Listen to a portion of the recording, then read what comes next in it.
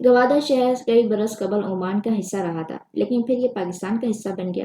Oman حکومت کے بنائے چند قلعے اب بھی گوادر کے سینے پہ پیر جمائے کھڑے تھے۔ ان قلعوں کی حالت خستہ حال تھی۔ ناگزیر وقتوں میں انہیں کوئی جدید ٹچ دیا گیا اور نہ ہی ان قلعوں کی دیکھ رکھ کی گئی، جس کی وجہ سے یہ قلعے یوں تو سیاحوں کی نظر میں نہیں آتے، لیکن چند مقامی لوگ اگر اپنے کسی مہمان کو گوادر بلائیں تو وہی مقامی لوگ اپنے مہمانوں کو اس قلعے تک ضرور لے کر جاتے تھے۔ ان خستہ حال قلعوں کے علاوہ عمانی دور کا ایک خاصی اچھی حالت کا قلعہ بھی گوادر میں موجود ہے، جسے میوزیم کی شکل دے دی گئی ہے، لیکن اس وقت ہم تنگ گلیوں کے درمیان ایک خستہ حال قلعے کے سامنے ہیں۔ اونچا سفید قلعہ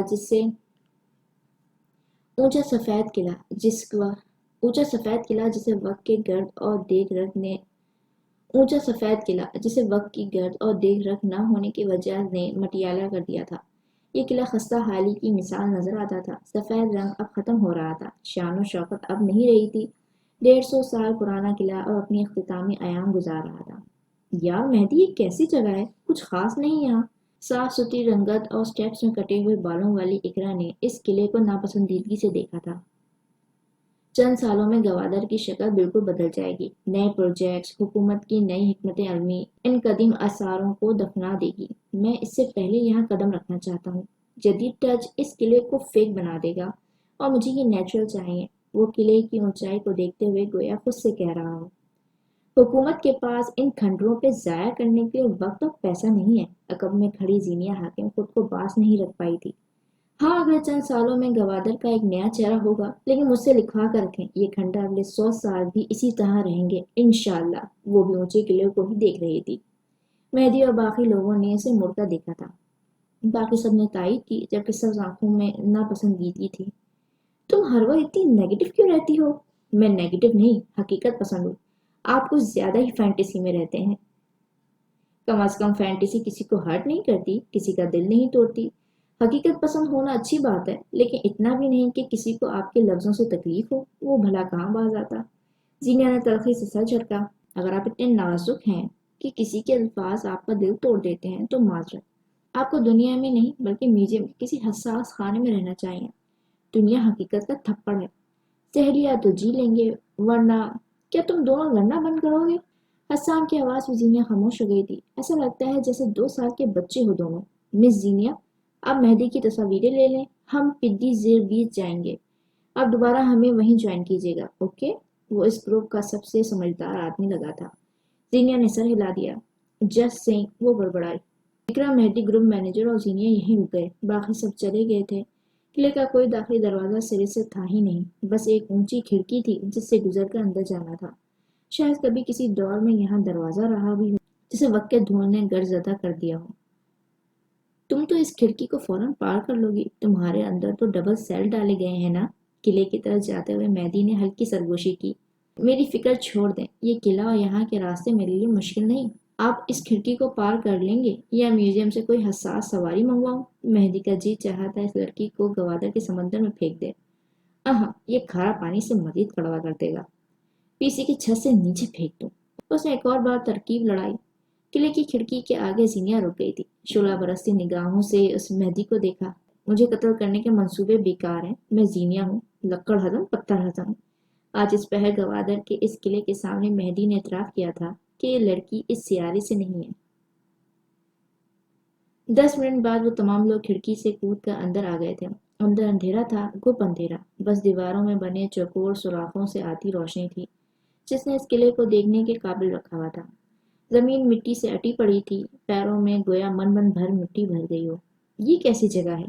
قلعے کے فرش پہ ایک جگہ بڑا سا سوراخ بنا تھا جہاں سے نیچے کو جاتے زینے نظر آتے تھے۔ مہدی ان زینوں کو دیکھتے ہوئے رکا تھا، سبز آنکھوں میں ڈھیر سارا تجسس بھر گیا۔ اقرا، نجیب، مینیجر اور زینیا بھی اس کے ساتھ ہی رکی تھی۔ بچپن میں کئی بار دیکھی ہے یہ جگہ۔ میرے حساب سے یہ قلعے کے مالک کا پرسنل ٹارچر سیل ہے۔ زینیا ایک سوراخ میں کیمرہ فٹ کیے کھڑی تھی، اس کی آواز قلعے میں گونج رہی تھی۔ تمہیں کیسے پتا یہ جگہ ایک ٹارچر سیل ہے؟ اقرا کو جاننا تھا۔ زینیا نے ایک آنکھ ہلکی سی چندیا لی اور ایک آنکھ کھلی رکھے ہوئے کیمرے کے قریب ہلکی سی جھکی۔ دیواروں پہ خون کے چھینٹیں کسی پینٹنگ کی مانند زندہ ہیں، قلعوں میں اٹی زنجیریں اور انسانی ہڈیوں کی بدبو جو کسی زمانے میں آیا کرتی تھیں۔ سے اندازہ لگایا، البتہ کئی سال ہوئے یہاں کوئی نہیں گیا، شاید خطرہ ہو۔ اس نے یہاں سے نظر آتے نیلے سمندر کی ایک پرفیکٹ تصویر اتاری تھی۔ تمہیں دھوکا بھی تو ہو سکتا ہے مس حاکم، اقرا نے زور دیا تھا۔ جینیا کو دھوکے نہیں وجدان ملا کرتے ہیں۔ میں نے اپنی زندگی میں کبھی دھوکا نہیں کھایا میڈم۔ اس نے آخر میں میڈم پہ زور دیا تھا۔ اس کے لہجے میں علاقائی تاثر آتا تھا، صاف ظاہر تھا جسے کوئی بلوچی یا پختون اردو بول رہا ہو۔ میں تو یہاں نہیں جا رہی، اقرا نے سب سے پہلے منع کیا تھا۔ مینیجر صاحب نے اس کی ہاں میں ہاں ملائی تھی، جبکہ مہدی کے قدم اب پہلے زینے پہ تھے۔ موبائل ٹارچ جلائے ہوئے وہ زینے اتر رہا تھا۔ زینیا نے ایک گہری ٹھنڈی سانس لی اور اس کے پیچھے نہیں گئی۔ بھاڑ میں جائیے فینٹیسی میں ڈوبا آدمی۔ زینے زیادہ چوڑے نہیں تھے، یوں کہ اگر دو لوگ ایک ساتھ چلیں تو مشکل ہو، بلکہ کوئی پراپر زینے تھے ہی نہیں۔ یوں لگتا تھا بھربری مٹی سے بنے ٹیلے ہوں، اب گرے کہ تب گرے۔ آخر زینے پہ پہنچ کے اس نے ایک تیرانہ نگاہ سارے میں ڈالی۔ دیواروں میں کیلیں نصب تھیں اور ان کیلوں میں موٹی موٹی زنجیریں۔ یہاں کوئی روشنی نہیں تھی سوائے ایک روشن دان کے۔ مہدی نیچے پنجے کے بل بیٹھا زنجیروں کو چھو کر محسوس کر رہا تھا۔ جب اسے اپنے عقب سے کوئی آواز آئی، یوں لگا تھا جیسے کسی نے زنجیر ہلائی ہو۔ وہ کرنٹ کھا کر مڑا تھا، لیکن وہاں کوئی نہیں تھا۔ یہ شاید گپ اندھیرے کے باعث اسے کوئی نظر نہیں آیا۔ اس نے اٹھنا چاہا، لیکن پیٹھ پہ لگنے والے ایک بھاری بوٹ کی ضرب سے وہ اوندھے منہ گر پڑا۔ ابھی وہ اٹھنے کی کوشش کرتا ہے کہ ایک اور ضرب اس کے حواس خطا کر گئی تھی۔ کوئی تھا جو عین اس کے سر کے مقام پہ کھڑا تھا۔ اس کی پیٹھ پہ ایک بھاری بوٹ رکھے وہ کوئی اونچا لمبا آدمی تھا، جس نے چہرہ چھپا رکھا تھا۔ سر پہ سیاہ ہیٹ تھی، یوں لگتا تھا کسی قدیم زمانے کا جلاد ہو۔ وہ اپنے بھاری بوٹ کی ٹھوکریں مہدی کے سینے، کمر اور ٹانگوں پہ مارے ہی گیا۔ تم کون ہو؟ مہدی گہرے سانس لیتے ہوئے گھٹی گھٹی آواز میں پوچھ رہا تھا۔ میں تمہارا اعمال نامہ ہوں، میری سیاہی دیکھو، کیا اب بھی تمہیں یقین نہیں آیا؟ وہ لمبا چوڑا سراپا آج پہلی مرتبہ بولا تھا۔ اس کا ایک بوٹ اب بھی مہدی کی کمر پہ تھا۔ اس نے اٹھنے کی کوشش کی تو ایک بار پھر بوٹ والے شخص نے ایک ضرب رسید کی۔ مہدی بلبلا کر رہ گیا۔ اس کی ضرب کاری تھی۔ میرے اعمال ناموں میں کوئی سیاہی نہیں ہے، گہرے تکلیف دہ سانسوں کے درمیان وہ بمشکل بولا تھا۔ تم نے غلط آدمی چن لیا ہے، وہ تکلیف سے بادقت بول پا رہا تھا۔ کورے پنے تو بس فرشتوں کے اعمال میں ہوتے ہیں، مہدی کمبیر، کیا تم خود کوئی فرشتہ سمجھ رہے ہو؟ اس کی آواز میں صفاقی تھی۔ مہدی کا دل ڈوب کبرا تھا۔ چند لمحے وہ یوں ہی پڑے پڑے گہری سانسیں لیتا رہا۔ اس کے سر پہ کھڑے شخص نے اب کی شاید گن لوڈ کی تھی۔ کلک کی آواز۔ جس طرح کیس کمبیر کے لیے آوازیں خوف تھیں، اسی طرح مہدی کے لیے آوازیں ٹریگر تھیں۔ اسے آوازیں حال میں لے آئی تھیں۔ بجلی کی رفتار سے اس نے اپنے اوپر کھڑے سراپے کی ٹانگ کو کھینچ کر اسے نیچے گرایا تھا، اور اس سے دگنی رفتار سے خود اٹھ کھڑا ہوا۔ سیاہ لباس والا آدمی اس سے زیادہ تیز تھا۔ وہ گرتے ساتھ ہی اٹھ بھی کھڑا ہوا تھا، یوں لگتا تھا جیسے وہ کوئی ایتھلیٹ ہو۔ اس وقت وہ دونوں ایک دوسرے کے آمنے سامنے کھڑے تھے۔ سیاہی میں ڈوبے آدمی کے ہاتھ میں گن تھی، جس کی ناک سیدھا مہدی کے دل کا نشانہ لیے ہوئے تھی۔ مہدی بغیر پلک جھپکائے اسے دیکھ رہا تھا۔ اسی لمحے ایک زوردار لات مہدی کے سینے کی ساری ہڈیوں کو گویا چور کر گئی۔ زمین پہ گرا وہ مارے تکلیف کے وہ کرا رہا تھا۔ میرے اعمالوں میں ایسی کوئی سیاہی نہیں ہے جس کی بنا پہ تمہیں یہاں آنا پڑے، وہ باور کروا رہا تھا۔ سینے میں درد ہو رہا تھا، وہ کرا رہا تھا۔ آہستگی سے وہ اٹھنے کی کوشش کرنے لگا۔ کورے اعمال نامے فرشتوں کے ہوتے ہیں، سیاہ شخص کی شفاف طنز۔ سیاہی میں ڈوبے آدمی نے اسے کھڑے ہونے دیا۔ جو انسان اپنی اصلاح کر کے درست راستے پہ آ جائیں، ان کے اعمال نامے بھی کورا کاغذ بن جاتے ہیں۔ میں ان انسانوں میں سے ہوں، مجھے بتاؤ تم کون ہو؟ مہدی کی نظریں محتاط تھیں۔ اس کے ہاتھ خالی تھے، دماغ نہیں۔ جب انسان خطا کار بن جائے اور پھر معافی مانگ لے تو خدا معاف کر دیتا ہے، بندے نہیں۔ میں آج بھی تمہیں اتنا ہی گناہ گار سمجھتا ہوں۔ اس نے کہتے ساتھ ہی ایک زوردار لات مہدی کے سینے پہ رسید کی تھی۔ وہ مضبوط جسامت کا مرد گرا نہیں، دوہرا ضرور ہو گیا۔ گھٹنوں پہ ہاتھ رکھے وہ درد کی شدت سے نیچے جھکا تھا جب اسے اپنی گردن پہ پستول کی ٹھنڈی ناک محسوس ہوئی۔ اسے اپنا سانس رکتا محسوس ہوا تھا۔ اس گپ اندھیرے میں موٹی موٹی زنجیروں اور تاریخ قلعے میں اسے مار دیا جائے گا، کیا واقعی؟ لمحے بھاری سانسوں کی طرح بیتے، اور اسی پہر، اسی لمحے، اسی پل، اس پھاڑ کھانے والے اندھیرے میں کوئی آیا تھا۔ بغیر چاپ پیدا کیے، بغیر سانس لیے، اس نے ہاتھ میں پکڑا کیمرہ اس سیاہی میں ڈوبے شخص کے ماتھے پہ دے مارا تھا۔ پستول چھوٹ کر نیچے گر پڑی اور اس کے عقب میں کھڑی زینیا حاکم نے ایک بار پھر اسی قوت سے کیمرہ اس کے منہ پہ دے مارا تھا۔ درد، تکلیف، زخم आदमी बुलबुला उठा था। अब के जीनिया ने उसे संभलने का मौका दिए बगैर कैमरा उसकी पीठ पे दे मारा था। मेहदी अब भी शौक था। जमीन पे बैठा वो फटी फटी आंखों से जीनिया को किसी वहशी जानवर की तरह कैमरा उठा उठा कर मार रही थी। पिस्तौल की ठंडी नार अब भी उसे अपनी गर्दन पे महसूस हो रही थी। आदमी अब नीचे गिरा पड़ा था, उसके सर से खून बह निकला था, लेकिन वो अब भी बेतासुर चेहरे के साथ धड़ाधड़ कैमरे का वार किए जा रही थी। वो मज़ाहमत नहीं कर रहा था, या शायद मौका ही नहीं मिल रहा था। बस करो, वो मर जाएगा। मेहदी की हल्की आवाज़ कैमरे की ज़रब की आवाज़ में दब गई। मेहमान पे हाथ उठाया? हाँ, मेहमान पे हाथ उठाया। वो पहली बार उड़ रही थी। उसकी आवाज़ उसके लहजे में ऐसी काट थी कि पल भर को कोई भी थम जाए। वो इंसान थी, ऐसी इंसान जो जानवरों को भी फाड़ खाए। बस करो, वो मर जाएगा, बस करो अब। उसकी आवाज़ जीनिया के कानों तक जा रही थी, लेकिन उसके हाथ मशीन की तरह चल रहे थे। लड़ाई का सबसे पहला और सुनहरी उसूल है, अगले पे कारी वार करने के बजाय मुसलसल वार करो। नीचे मिट्टी पे गिरे आदमी ने मुट्ठी भर मिट्टी उठा के जीनिया के ऊपर उछाली थी। कुछ मिट्टी उसकी आंखों में गई थी, जिसकी वजह से उसे कुछ नजर नहीं आया।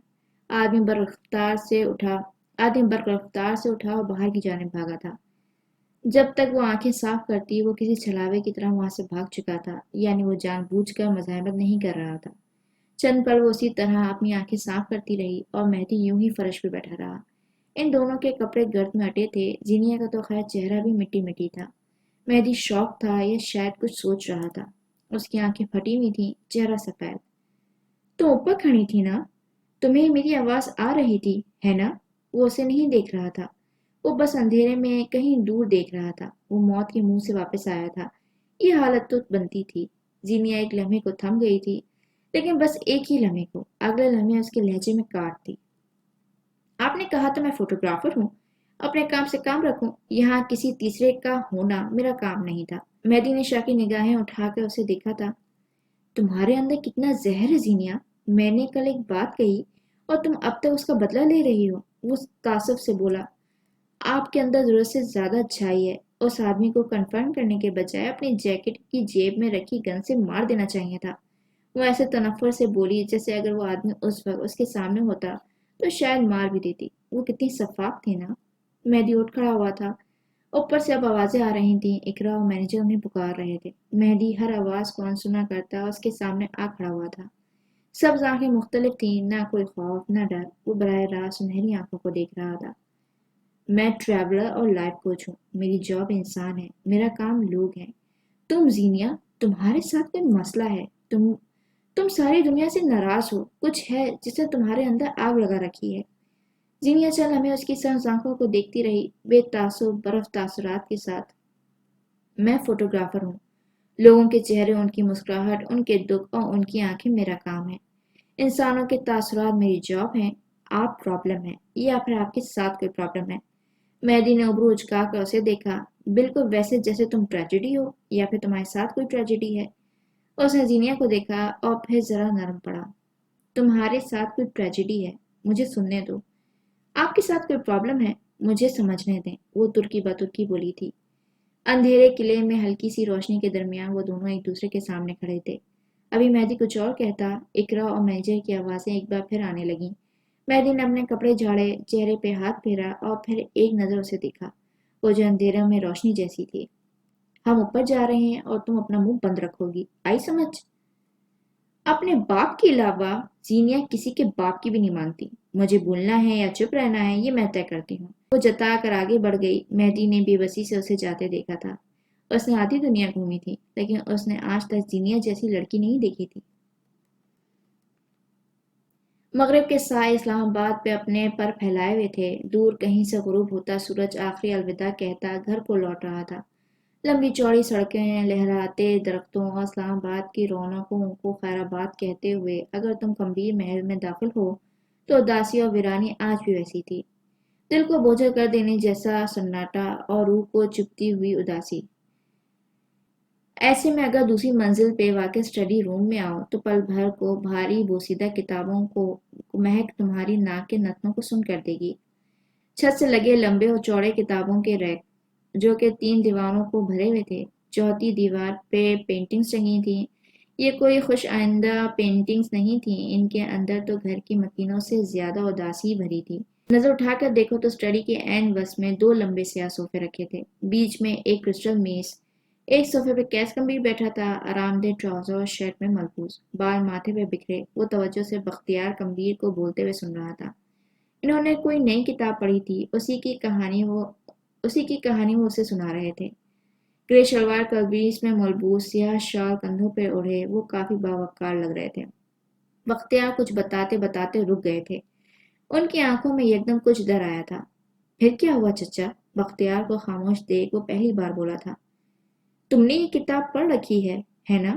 ان کے لہجے میں کچھ تھا کہ کیس انکار نہیں کر سکا۔ یوں بھی وہ جھوٹ نہیں بولتا تھا، بس باتوں کو اپنی مرضی کے مطلب دے دیتا تھا۔ میں نے اگر پڑھ بھی رکھی ہے تو کیا ہوا؟ آپ سنائیں، میں سن رہا ہوں۔ مجھے آپ کے ساتھ وقت گزارنا ہے چچا۔ میں آپ کی سنائی گئی کتاب 1000 بار سن سکتا ہوں۔ وہ لمبے لمبے مکالمے ان لوگوں کے سامنے بولتا تھا جن کے ساتھ کمفرٹیبل ہوتا تھا۔ بختیار کے چہرے پہ یکدم افسردگی چھا گئی۔ ہم تم پہ بوجھ بن بیٹھے ہیں کیس، تم ہمارے لیے کام کرتے ہو، ہمارے لیے جیتے ہو، خود کو مشین بنا چکے ہو تم۔ مجھے تم پہ ترس آتا ہے اور خود پہ غصہ۔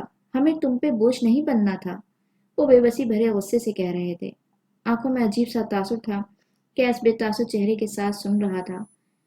کاش اس دن تمہارا باپ نہ مرا ہوتا، کاش اس دن تمہارا خاندان اس طرح دردگوار نہ ہوا ہوتا۔ تو انہیں یاد کرتے ہو نا کیس؟ انہوں نے کیس کی آنکھوں میں دیکھ کر پوچھا۔ انہوں نے کیس کو دیکھا تھا، اس کی آنکھوں کو دیکھا تھا۔ ان آنکھوں میں تکلیف تھی، وہ جھوٹ بول سکتا تھا، اس کی آنکھیں نہیں۔ میں ہر سانس کے ساتھ اپنے خاندان کو یاد کرتا ہوں، اس کی آواز کھوکھلی تھی۔ ہاں، انہوں نے میرا ساتھ بہت جلدی چھوڑ دیا، مجھے زمانے کے رحم و کرم پہ چھوڑ کر میرے ابا مر گئے۔ وہ ایک پل کو رکا، زخمی آنکھیں اٹھا کر بختیار کمبیر کو دیکھا۔ میں نے اپنے خاندان کو اپنی آنکھوں کے آگے دم توڑتے دیکھا ہے۔ لوگ کہتے ہیں میری عقل نعمت ہے، میں کہتا ہوں میرے لیے میرا ذہن سب سے بڑا عذاب ہے۔ میں لوگوں کو کیا بتاؤں کہ میری فوٹوگراف میموری میں میرے باپ کا قتل آج بھی ایک فلم کی مانند چلتا ہے۔ اس کی یہ بے بسی کسی کا بھی دل زخم کر سکتی تھی۔ مجھے تو یہ بھی یاد ہے کہ میرے باپ کے سینے پہ کتنے زخم تھے۔ اس نے گردن جھکا لی، آنکھیں سرخ ہونے لگیں۔ بختیار آزردگی سے اسے دیکھتے رہے۔ میرے پاس غم مٹانے کو کئی درد ہیں، کئی تکلیفیں ہیں چچا، اور اس نے گردن اٹھائی۔ سرخ آنکھیں اب بھی کرب زدہ تھیں۔ میرے پاس یادیں بہت ہیں، خود کو زخمی کرنے کے لیے، کونے میں بیٹھ کر رونے کے لیے غم بھی ہیں، لیکن مجھے دیکھیں، میں دنیا کا مقابلہ کر رہا ہوں، چیل جیسی دنیا کے منہ سے نوالا نوچ کر اپنے خاندان کو کھلا رہا ہوں۔ میں کھڑا ہوں تو آپ سب کو کھڑا ہونا پڑے گا۔ وہ جتا رہا تھا، سختی سے، محبت اور منت سے۔ جس دن میں بیٹھ گیا آپ سب ڈھہ جائیں گے۔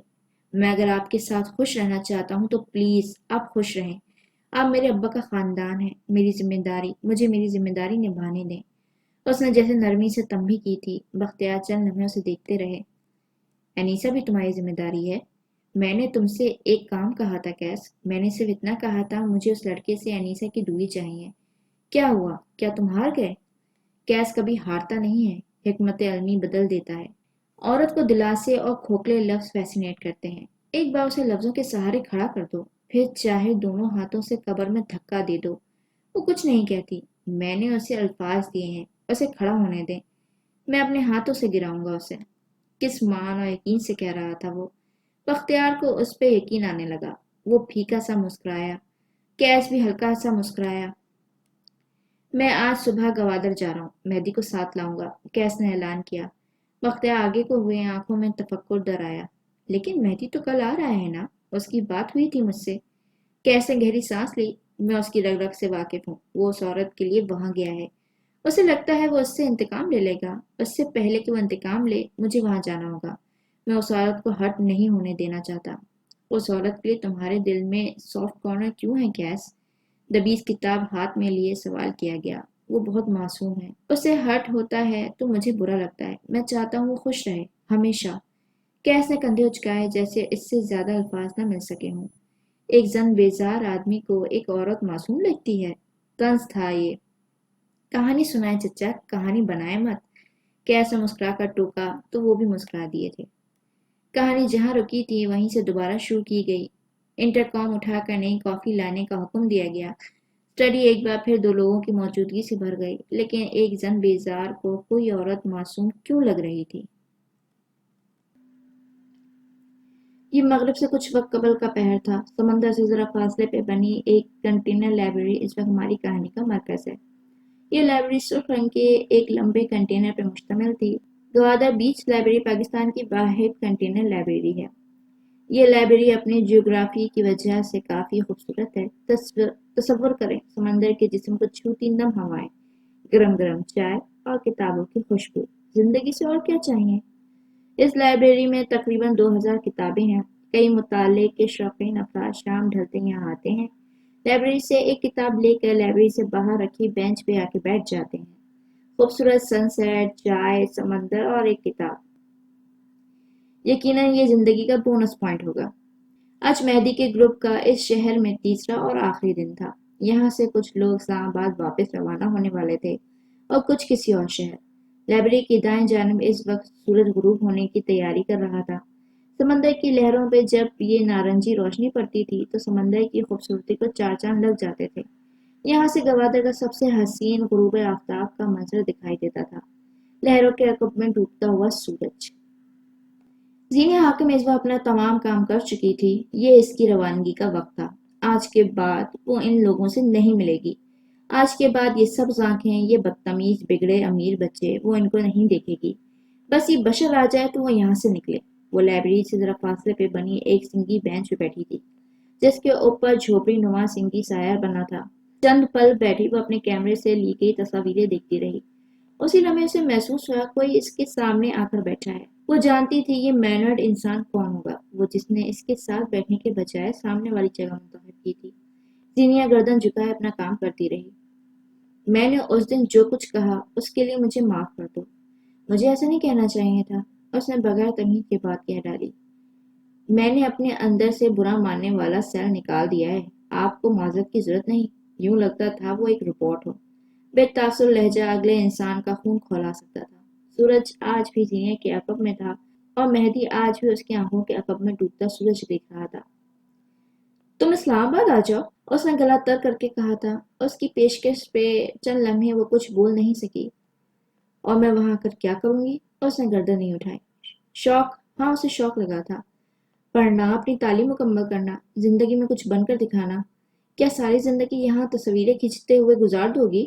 زینیا نے آہستگی سے گردن اٹھا کے اسے دیکھا تھا۔ اس کی آنکھیں سوال کرتی تھیں، بولنے کی اسے بہت کم ضرورت پیش آتی تھی۔ مہدی نے کہنا جاری رکھا، میری ایک دوست ہے، خیر دوست تو نہیں کہہ سکتے، 55 سال کی عورت ہے۔ اسلام آباد میں ان کی ایک اکیڈمی ہے، ہر سال کئی لڑکے لڑکیوں کو CSS اور PCS کی تیاری کرواتی ہیں۔ اس سال کسی امیر بوڑھے نے انہیں 10 اسکالرشپ دینے کا وعدہ کیا ہے، یعنی کہ اکیڈمی آپ کے دوست کی اور ان 10 بچوں کو فنڈز کرنے والے وہ امیر بوڑھا ہوگا۔ آگے؟ زینیا نے فوراً سے پہلے اس کی بات کاٹی تھی۔ آنکھوں میں ڈھیر ساری امیدیں روشن ہوئی تھیں۔ مہدی بس اسے دیکھ کر رہ گیا۔ تو یہ کہ وہ ان اسکالرشپس کو ایسے بچوں کو دینا چاہتی ہیں جو بے حد غریب اور ڈیزرونگ ہو۔ 8 اسکالرشپ حقداروں کو مل گئی ہیں، باقی 2 رہتی ہیں۔ تمہیں ایک آن لائن ٹیسٹ دینا ہوگا اور اس کے بعد تمہیں وہ اسکالرشپ مل سکتی ہے۔ میں تمہارے لیے ان سے بس اتنی بات کر سکتا ہوں کہ وہ ایک بار تمہارا ٹیسٹ لے لیں۔ اگر تم کہو تو بات کروں۔ آپ میرے لیے اتنا سب کچھ کیوں کریں گے؟ اور آپ کو کیا پتا میں ڈیزرونگ ہوں بھی کہ نہیں؟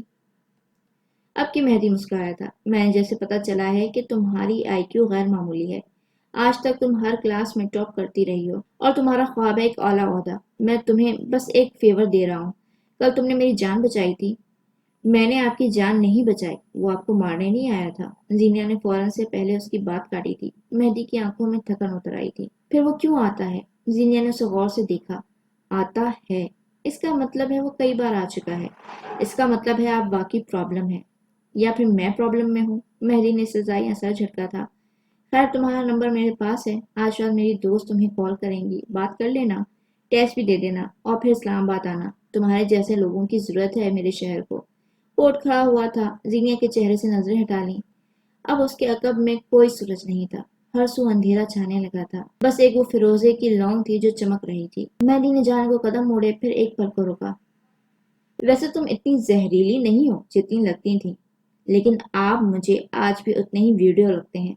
وہ کچھ نہیں بولا، بس مسکراتے ہوئے پلٹ گیا تھا۔ زینیا کئی لمحے سے جاتے ہوا دیکھتی رہی۔ یہ آدمی سیارے کا نہیں ہے، اس نے اعتراف کیا تھا۔ زینیا جب بشر کے ساتھ گھر پہنچی تو رات اتر آئی تھی۔ وہ کچھ الجھی ہوئی سی تھی۔ بشر اندر جاتے ہوئے اس سے کچھ پوچھ رہا تھا اور وہ بے دہانی میں جواب دے رہی تھی۔ ابھی وہ دونوں صحن کے بیچ میں تھے جب حاکم نواب کی سنجیدہ آواز پہ ٹھہر گئے۔ کہاں سے آ رہی ہو؟ یہ انداز، یہ لہجہ سب مختلف تھا۔ زینیا نے غور سے ان کی آنکھیں دیکھیں۔ اگلے ہی سیکنڈ اسے پتہ لگ گیا تھا کہ ابا کو سب پتہ لگ چکا ہے۔ وہ لوگوں کے چہرے پڑھ لیتی تھی۔ بشر نے ایک نظر سب کو دیکھا اور پھر ہلکے پھلکے لہجے میں جواب دیا۔ پھپھو کے گھر گئے تھے ابا، بتایا تو تھا۔ دادا لوگ آج واپس گاؤں چلے جائیں گے، ملنے گئے تھے۔ عادت کے برخلاف زیادہ الفاظ بول گیا تھا وہ۔ ابا آگے بڑھائے، عین ان دونوں کے سامنے۔ زینیا بغیر پلکے جھپکائے انہیں دیکھتی رہی تھی۔ ان کے عقب میں گونج اور اماں بھی تھیں۔ میں نے زینیا سے پوچھا ہے، کہاں تھی تم زینی؟ ان کا لہجہ ہنوز سخت تھا۔ پھپھو کے گھر نہیں تھی، بلکہ پچھلے 3 دنوں سے میں پھپھو کے گھر گئی ہی نہیں۔ میں اپنا کام کر رہی تھی ابا، میں فوٹوگرافی کرنے گئی تھی۔ وہ ان کی آنکھوں میں آنکھیں ڈال کر بولی تھی۔ ساری الجھنیں ختم ہو گئی تھیں۔ پھپھو کے گھر کو چھوڑ کر اس نے فوٹوگرافی چن لی تھی۔ اسی لمحے حاکم نواب کا بھاری ہاتھ اٹھا تھا۔ اس سے پہلے وہ زینیا کے چہرے کو چھو پاتا، بشر اس کا ہاتھ روک چکا تھا۔ جرأت کیسے ہوئی تمہاری میرے ہاتھ روکنے کی؟ وہ پوری قوت سے دھاڑے تھے۔ بشر نے اب بھی ان کا ایک ہاتھ پکڑ رکھا تھا، دوسرے سے زینیا کو اپنے عقب میں کیا۔ جھوٹ بول بول کر جاتی رہی ہے یہ، شرم نہیں ہے اپنے باپ سے جھوٹ بولتے ہوئے؟ وہ غرا رہے تھے۔ اماں اور گونج نے بے ساختہ اپنے منہ پہ ہاتھ رکھا تھا۔ مجھ سے کہتی ہے اپنے دادا سے ملنے گئی ہے؟ آج فون آیا تھا ادا کا، ایک بار بھی تم لوگ وہاں نہیں گئے، ایک بار بھی نہیں۔ ان کی آواز بلند سے بلند تر ہوتی جا رہی تھی۔ زینیا بے تاثر چہرے کے ساتھ انہیں دیکھتی رہی تھی، بغیر پلکے جھپکائے، بغیر کسی افسوس کے۔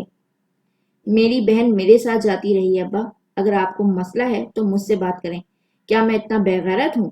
اپنی بہن کو کہاں لے کر جانا ہے کیا مجھے نہیں پتا؟ اس کا لہجہ دھیما ہی تھا، لیکن اس میں سختی واضح تھی۔ آپ کی بہن، آپ کے ابا ضروری ہیں، لیکن میری بہن، میری اماں بھی ضروری ہیں۔ آپ اس طرح مار نہیں سکتے ابا۔ بشر نے اب کی آہستگی سے ان کا ہاتھ چھوڑا۔ حاکم نواب تلملا کر رہ گئے، لیکن اب کے وہ دھیمے بھی ہو گئے تھے۔ جو جوان اولاد، وہ بھی بیٹا، اس کے سامنے ماں باپ یوں ہی دھیمے پڑ جایا کرتے ہیں۔ میں معذور خواہ ہوں، آپ کو بتانا چاہیے تھا لیکن نہیں بتا سکا، لیکن آپ کو مجھ پہ یقین ہونا چاہیے ابا۔ میں اپنی بہن کو اگر کہیں لے کر جا رہا ہوں تو اتنا یاد رکھیں کہ میں بغیرت نہیں ہوں۔ بس اب بکواس بند کرو اپنی، ابا نے سختی سے جھاڑا تھا۔ تم کون سا کوئی اچھی اولاد ثابت ہوئے ہو؟ تمہاری عمر میں 2 بچے تھے میرے، اور تم اب تک باپ کے سینے پہ مونگ ڈل رہے ہو۔ ناکام عاشق، شہر بیچ کر بگاڑا ہے میں نے تمہیں، لیکن اب بس۔ وہ جیسے فیصلہ کر چکے تھے۔ آج ابا نے اور میرے بھائیوں نے طے کر دیا ہے، تمہاری شادی عروج سے ہی ہوگی، اور کل تم دونوں کی منگنی ہے، تیار رہنا۔ وہ چبا چبا کر کہتے آگے بڑھ گئے تھے۔ زینیا اب بھی بت بنی کھڑی تھی۔ اماں نے قریب آ کر اس کا بازو پکڑا تھا۔ وہ اسے اپنے ساتھ لے کر جانے لگی، لیکن پھر وہ ہوا جو کسی نے اپنے گمان میں بھی نہیں سوچا تھا۔ بلاج سے شادی کرنے کی ایک شرط ہے ابا۔ وہ جو برآمدے کا دروازہ پار کر ہی رہے تھے، ایک پل کے لیے ٹھہر گئے۔ یوں اپنی شادی کی بات تو اس خاندان کے لڑکے بھی نہیں کرتے تھے۔ ابا کا چہرہ سرخ پڑنے لگا، جبکہ زینیا اسی طرح گردن اٹھائے بول رہی تھی۔ میری اسکالرشپ آئی ہے ابا، اسلام آباد میں پڑھنے بلایا ہے، اور میں جاؤں گی ابا۔ میں تمہاری ٹانگیں توڑ دوں گا، وہ ایک بار پھر غرائے تھے۔ توڑ دیجئے، اس کے بعد تو آپ کا بھتیجا ویسے ہی شادی سے انکار کر دے گا۔ بشر نے سختی سے ہاتھ کی مٹھی بھینچ لی۔ یہ زیادہ ہو رہا تھا۔ آپ جس سے چاہیں گے میں شادی کر لوں گی، لیکن مجھے 2 سال میرے لیے چاہیے ابا۔ میں پڑھنا چاہتی ہوں، کچھ بننا چاہتی ہوں۔ اس کے بعد آپ کا ہر فیصلہ منظور ہے۔ نہ بلند آواز، نہ غصہ، وہ بات کر کے کچن کی جانب چلی گئی تھی۔ میں اس کا ساتھ دوں گا، اس کی پڑھائی سے مجھے کوئی مسئلہ نہیں ہے۔ بشر نے اپنا اعلان کیا اور باہر کی دروازے کی جانب بڑھ گیا۔ پیچھے ابا تھے، جو اب تک اپنی بیٹی کے الفاظ پروسیس نہیں کر سکے تھے۔ باہر آ کے دیکھو تو بشر گلی میں بے چینی سے یہاں وہاں ٹہل رہا تھا۔ اس کے ہاتھ ایک نیا نمبر ڈائل کر رہے تھے۔ نمبر کے ماتھے پہ عبداللہ لکھا تھا۔ وہ بے قراری سے کال پہ کال ملائے جا رہا تھا۔ بے قراری حد سے بڑھ رہی تھی۔ آج اس 28 سالہ مرد کی انگلیاں کانپ رہی تھیں۔ گھنٹیاں پلٹ پلٹ کر واپس آ رہی تھی۔ کال اٹھانے والا کوئی نہیں تھا۔ بشر بار بار اپنے چہرے پہ ہاتھ پھیر کر خود کو پرسکون کرتا تھا۔ تقریباً 29ویں بیل پہ کال اٹھا لی گئی تھی۔ بشر نے ڈھیر سارا غصہ، ملامت، غیرت اندر اتاری۔ کئی لمحوں بعد وہ بولا تو اس کی آواز ہلکی تھی۔ آ جاؤ عبداللہ، ایسا نہ ہو کہ بہت دیر ہو جائے۔ اس کی آواز اتنی ہلکی تھی کہ آس پاس بہتی ہوا نے بھی یہ راز نہ سن پانے کا گریہ کیا تھا۔ आगे से कुछ कहा गया था। बशर ने हाथ की मुट्ठियां एक बार फिर भींच ली। मैं गैरतमंद हूँ, तभी तुमसे कह रहा हूँ अपनी अमानत ले जाओ, उसका दिल मत दिखाओ प्लीज। तुम चाहे सारी जिंदगी उसे हमसे ना मिलने देना, चाहे सारी जिंदगी उसकी शक्ल ना दिखाना, लेकिन उसका दिल मत तोड़ो। वो मिन्नत करने के अंदाज में बोला था। एक बार सामने वाले ने कुछ कहा था, बशर की सारी उम्मीदें टूट कर किरची हो गईं। उसे जिंदगी में इतना गुस्सा पहली बार आया था, इतनी बेबसी पहली बार महसूस हुई थी, और शायद इतनी जिल्लत भी पहली बार हुई थी। यानी तुम नहीं आओगे?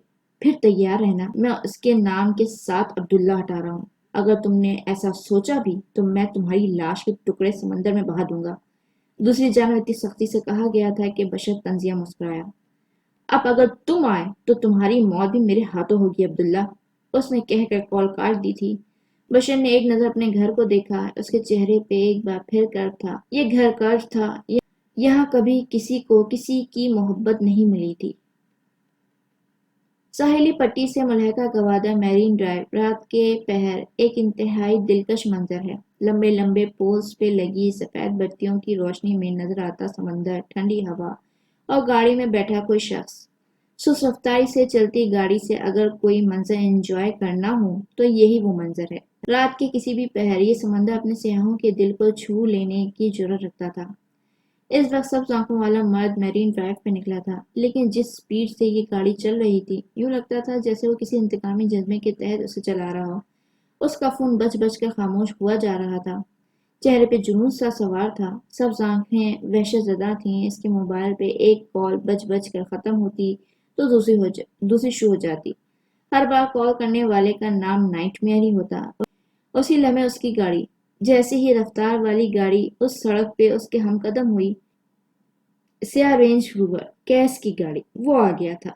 उसे आना ही था, अपने खानदान के लिए वो हर दफा आ जाया करता था।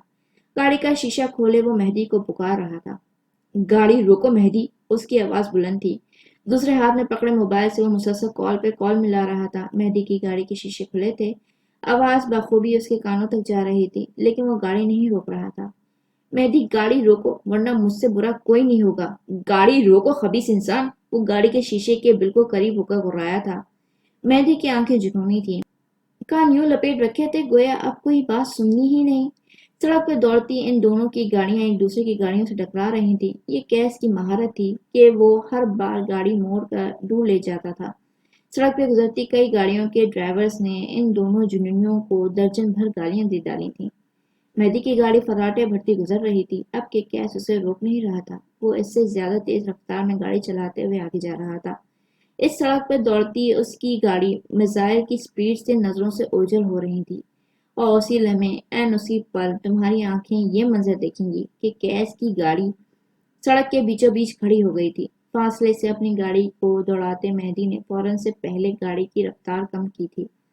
कैस गाड़ी से बाहर निकल आया था। सड़क के अतराफ में लगे पोल और खजूर के लहराते दरख्तों ने सांस रोक कर उसे देखा था। वो किस दलेरी से सड़क के बीचों बीच खड़ा था। मेहदी की गाड़ी उसकी मौत थी, जो किसी भी पल उसके कुचल कर आगे बढ़ सकती थी। गाड़ी अभी उससे टकराती कि उसी पर चलते टायर थम गए, ब्रेक लग गई थी। सुकून, सन्नाटा, गहरी सांसें, माहौल में सब कुछ एक साथ फैल गया। खजूर के दरख्त और लाइटिंग पोल्स ने अब तक दम साथ रखा था। न बत्ती जल बुझ रहे न बत्ती जल बुझ हुई, न दरख्त की शाखें हिलीं। उन दोनों ने अपने सामने एक शख्स को देखा था, एक ऐसा शख्स जो अभी अभी मौत के मुंह से बाहर निकल के आया था। न उसके चेहरे पे खौफ था, न घबराहट। वो अब भी पुरसुकून था, यूं जैसे उसे मौत से खौफ आया ही ना हो। उसी लम्हे कैस आगे बढ़ता दिखाई दिया। लोग उसे पुकार रहे थे, गाड़ी हटाने को कह रहे थे, लेकिन वो नहीं सुन रहा था। बात जब उसके खानदान पे आ जाए तो वो नहीं सुना करता था। मेहदी बेदम सा होकर सीट के साथ लग गया था। इसे लगा था वो सांस भी नहीं ले पा रहा। कैस उसकी वजह से मरने को तैयार था। दिल के गिल्स मजीद गहरे होने लगे। वो आया, मेहदी की जानिब का दरवाजा खोल कर उसे बाजू से पकड़कर बाहर निकाला। मेहदी बगैर मज़ाहमत के बाहर निकल आया। उसे ठंडे पसीने आ रहे थे, जबान तालू से चिपक कर रह गई थी। लोगों की बोलियां, स्ट्रीट पोस्ट की रोशनियां, और इसे इन सब के दरमियान से निकाल कर ले जाता कैस। कुछ भी किसी भी तरह इसकी याददाश्त का हिस्सा नहीं बन पा रहा था। वो साकित था, सुन और शर्म।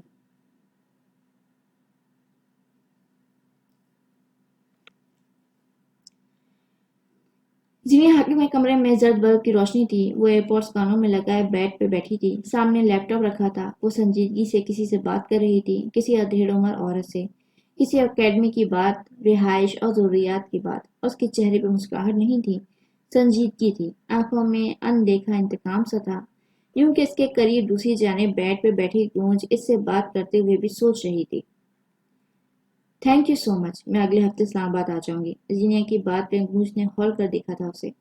नहीं, इससे पहले नहीं आ सकती, मेरा निकाह है इस जुम्मे। निकाह के फौरन बाद आ जाऊंगी इंशाल्लाह। आपका शुक्रिया। उसने अलविदाई कलमात कह कर कॉल काट दी। अब कि इसने ठहर कर गूंज कर देखा, वो फिक्रमंदी से उसे ही देख रही थी। आंखें भर भर रही थीं। लो जी, इनके आंसू एक बार फिर बहने को तैयार थे। ये रिश्ता मत कबूल करो प्लीज, तुम्हारे लिए रिश्तों की कोई कमी नहीं है जैनी। जीनिया ने सजाइया से सर झटका। जिन लड़कियों के मंगेतर उन्हें डिसोन कर दें, उनके लिए रिश्ते नहीं समझौते आते हैं। बलात से बेहतर समझौता कौन होगा? वो खानदान का सबसे डिसेंट मर्द है। हक हा, गूंज ने तंजिया सर झटका। तुम्हें क्या लगता है, अगर वो बड़े शहर से पढ़कर आया है तो तुम्हें समझ जाएगा, तुम्हें इस्लामाबाद ले जाएगा, तुमसे नौकरी करवाएगा? वो मरकर भी नहीं मानेगा। खानदान के बाकी मर्दों जैसी गैरत है उसकी भी, उसे बशर बनाएगा। वट्टे सट्टे की शादियों में दोनों तरफ की शराइतें माननी जाती हैं। अभी गूंज कोई जवाब देती कि कमरे का दरवाजा एक धार से खुला था। सुर्ख आंखें लिए बशर अंदर आया। ये अब्बा से क्या बकवास की है तुमने? कौन सी स्कॉलरशिप और कौन सा इस्लामाबाद? शर्म नहीं आई तुम्हें बकवास करते हुए? वो चबा चबा कर सख्त गुस्से से कह रहा था। जीनिया ने उसे देखते हुए पैर आहिस्तगी से नीचे उतारे। अब वो कदम कदम चलती हुई बशर की तरफ आ रही थी। मैंने अगर अब्बा के सामने तुम्हारी वकालत की है तो इसका हरगिज ये मतलब नहीं है कि मुझे बुरा नहीं लगा। मैं तुम्हारी टांगे तोड़कर घर बिठा दूंगा अगर तुमने इस ट्रैवल ग्रुप के किसी आदमी की बातों में आई। और उसने उंगली उठाकर वार्न किया था। तो क्या करूं मैं? शादी करके अम्मा जैसी जिंदगी गुजार दूं? वो उसकी आंखों में देखते हुए पूछ रही थी। बशर ने कोफ से उसे देखा। मैंने ऐसा कब कहा है? मैं तुम्हें शहर भेजूंगा अपने पैसों पे। तुम एमफिल करोगी, सीएसएस करोगी या फिर कोई और नौकरी, लेकिन तुम इन स्कॉलरशिप पे कहीं नहीं जा रही। अब्बा कभी नहीं मानेंगे। जानते हो अदा, अब्बा क्यों नहीं मानेंगे? वजह तुम हो, सिर्फ तुम। उसके लहजे में इल्जाम था। अगर तुमने अब्बा की उम्मीदें पूरी की होती, अगर तुम शहर जाकर मोहब्बत में पढ़ने को बजाय कुछ बनकर आए होते तो आज हालात मुख्तलिफ होते। बशर ने बेयकीनी से उसे बोलते हुए देखा। क्या ये उसकी बहन थी? उनके अकब में पलंग पे बैठी गूंज ने भी जीनिया का ये रूप नहीं देखा था। ये तनफ्फुर, ये इल्जाम तराशी, ये सब क्या था? जीनिया सुर्ख नम होती आंखों से घुर्रा रही थी। तुम्हें शहर पढ़ने भेजा था। अब्बा ने सोचा था बेटा अफसर लगेगा, लेकिन तुम मोहब्बत की नाकाम डिग्री लेकर वापस आए हो। मैं अम्मा गूंज आज इस हालत में तुम्हारी वजह से हैं। अब्बा के तानों में एक ताने का इजाफा तुम्हारी वजह से हुआ है। बशर कुछ नहीं बोला। वो बस साकिन सा उसे सुने गया। इतनी बड़ी कब हो गई? वो जिस हाथ ने उंगली पकड़कर 7 कदम उठाना सिखाया था, वही आज उंगली उठाकर बात कर रही थी। मैं अगर आज शादी करके एक जाहिल के पल्ले बांधी जाऊंगी तो उसकी वजह भी तुम होगे। अगर तुम्हें लगता है तुम मुझे पढ़ा सकते हो, तुम गलत हो बशर। उसकी आवाज बुलंद होती जा रही थी। तुम्हारा सारा पैसा अब्बा के शौक पूरे करने में जाएगा। वो अब्बा जिनको लगता है वो आज भी नवाब हैं। ना तुम मुझे कुछ दे सके और ना दे सकोगे। लाला रुख को दरगवर किया, अब मुझे भी करोगे? अगर तुमने मेरे साथ ऐसा कुछ किया तो खुदा की कसम सारी जिंदगी मेरे दिल से कोई अच्छी दुआ नहीं निकलेगी तुम्हारे लिए। वो बोल बोल कर थक चुकी थी, तनफ्फुस तेज हो गया था, लेकिन लहजे की बगावत कम न हुई। बशर चंद लम्हे उसे बेयकीनी से देखता रहा और फिर धीरे से चंद अल्फाज बोल सका। मैंने सारी जिंदगी तुम लोगों के लिए कुर्बानियां दी हैं जैनी। तुम मेरी बहनें नहीं, मेरे बच्चे हो। तुम्हें लगता है मैंने तुम्हारे साथ जुल्म किया है? तो और क्या कहूं मैं अदा? वो फट पड़ी थी। और क्या कहूं मैं? थक गई हूं इस तरह मर मर के जीते हुए। दोपहर में खाते हैं तो रात का सोचने लग जाते हैं। अच्छा खाना खाते हुए भी महीने गुजर जाते हैं। कपड़े, ज्वेलरीज, मेकअप, हर एक चीज के लिए तरसना पड़ता है। तुम मुझसे कह देती जैनी। बशर की आवाज हल्की थी, मिन्नत ज़दा। मैं क्यों कहूँ बशर? तुम मेरे बाप नहीं हो और मेरे बाप को मेरी फिक्र नहीं है। मुझे अच्छा कपड़ा चाहिए, महंगे ब्रांड जूते चाहिए, अच्छे लजीज खाने चाहिए। तुम नहीं दे सकते, अब्दुल्ला नहीं दे सकता, बलाज भी नहीं दे सकता। मुझे सब कुछ अपने दम पे चाहिए। तेज तेज बोलते हुए उसका तनफ्फुस फूल रहा था। चेहरा सुर्ख हो गया था, गला दुख रहा था। ये सब कुछ मिल जाता अगर तुमने अब्बा की ख्वाहिशें पूरी की होती, अगर अब्दुल्ला आया होता, लेकिन दोनों नहीं हो सके। तुमने बशर, तुमने मेरी जिंदगी बर्बाद की है। اور میں تمہیں ساری زندگی اس کے لیے معاف نہیں کروں گی، یاد رکھنا۔ وہ بول کر ہٹ گئی تھی۔ بشر چند لمحے چوکھٹ پہ کھڑا رہا اور پھر پلٹ گیا۔ یہ وہ بچی نہیں تھی جسے ہاتھ پکڑ کر چلنا سکھایا تھا۔ اس کے دل میں ڈھیر سارا غصہ تھا۔ یہ بشر کی زینی نہیں تھی۔ وہ مایوس تھکے تھکے قدم لیتا جا رہا تھا۔ گوج نے افسردگی سے اسے جاتے دیکھا اور پھر الماری سے ٹیک لگائے کھڑی زینیا کو۔ اس کے چہرے پہ کٹ تھا، اسے ہٹ کر کے خوشبو بھی نہیں تھی۔ سرخ آنکھیں، ڈسٹرب چہرہ، اور یہ رہی دی ڈھیٹ زینیا حاکم۔ تم کیا کر رہی ہو زینی؟ سانولی لڑکی نے تاثر سے سوال کیا تھا۔ میں دنیا سے اپنا حق لے رہی ہوں، چھین کر، جھپٹ کر، مار کر یا پھر مر کر۔ کیا تمہیں یہ حق ہے کہ تم اپنے بڑے بھائی سے اس طرح بات کرو؟ کیا اس کا کوئی حق نہیں تم پہ؟ مجھ پہ سب سے زیادہ حق میرا ہے۔ میں دوسری آمنہ بیگم نہیں بنوں گی، سب یاد رکھو۔ سختی، ضد، ڈھیٹ پنا کیا نہیں تھا اس کے لہجے میں۔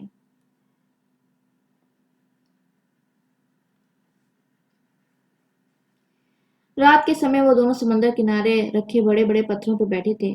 دور پار سے کہیں ذرا سی روشنی بھٹک بھٹک کر یہاں بھی آ جاتی تھی۔ اس وقت ساری روشنی کیس کے چہرے پہ تھی۔ اس کا گندمی چہرہ روشنی پڑنے سے واضح دکھائی دے رہا تھا۔ مہندی اندھیروں میں تھا۔ اس نے اپنی ذات کے لیے ہمیشہ اندھیرے کیوں چنے تھے؟ اس کے ہاتھ میں گن تھی، جیسے وہ اپنی انگلیوں میں گھما رہا تھا۔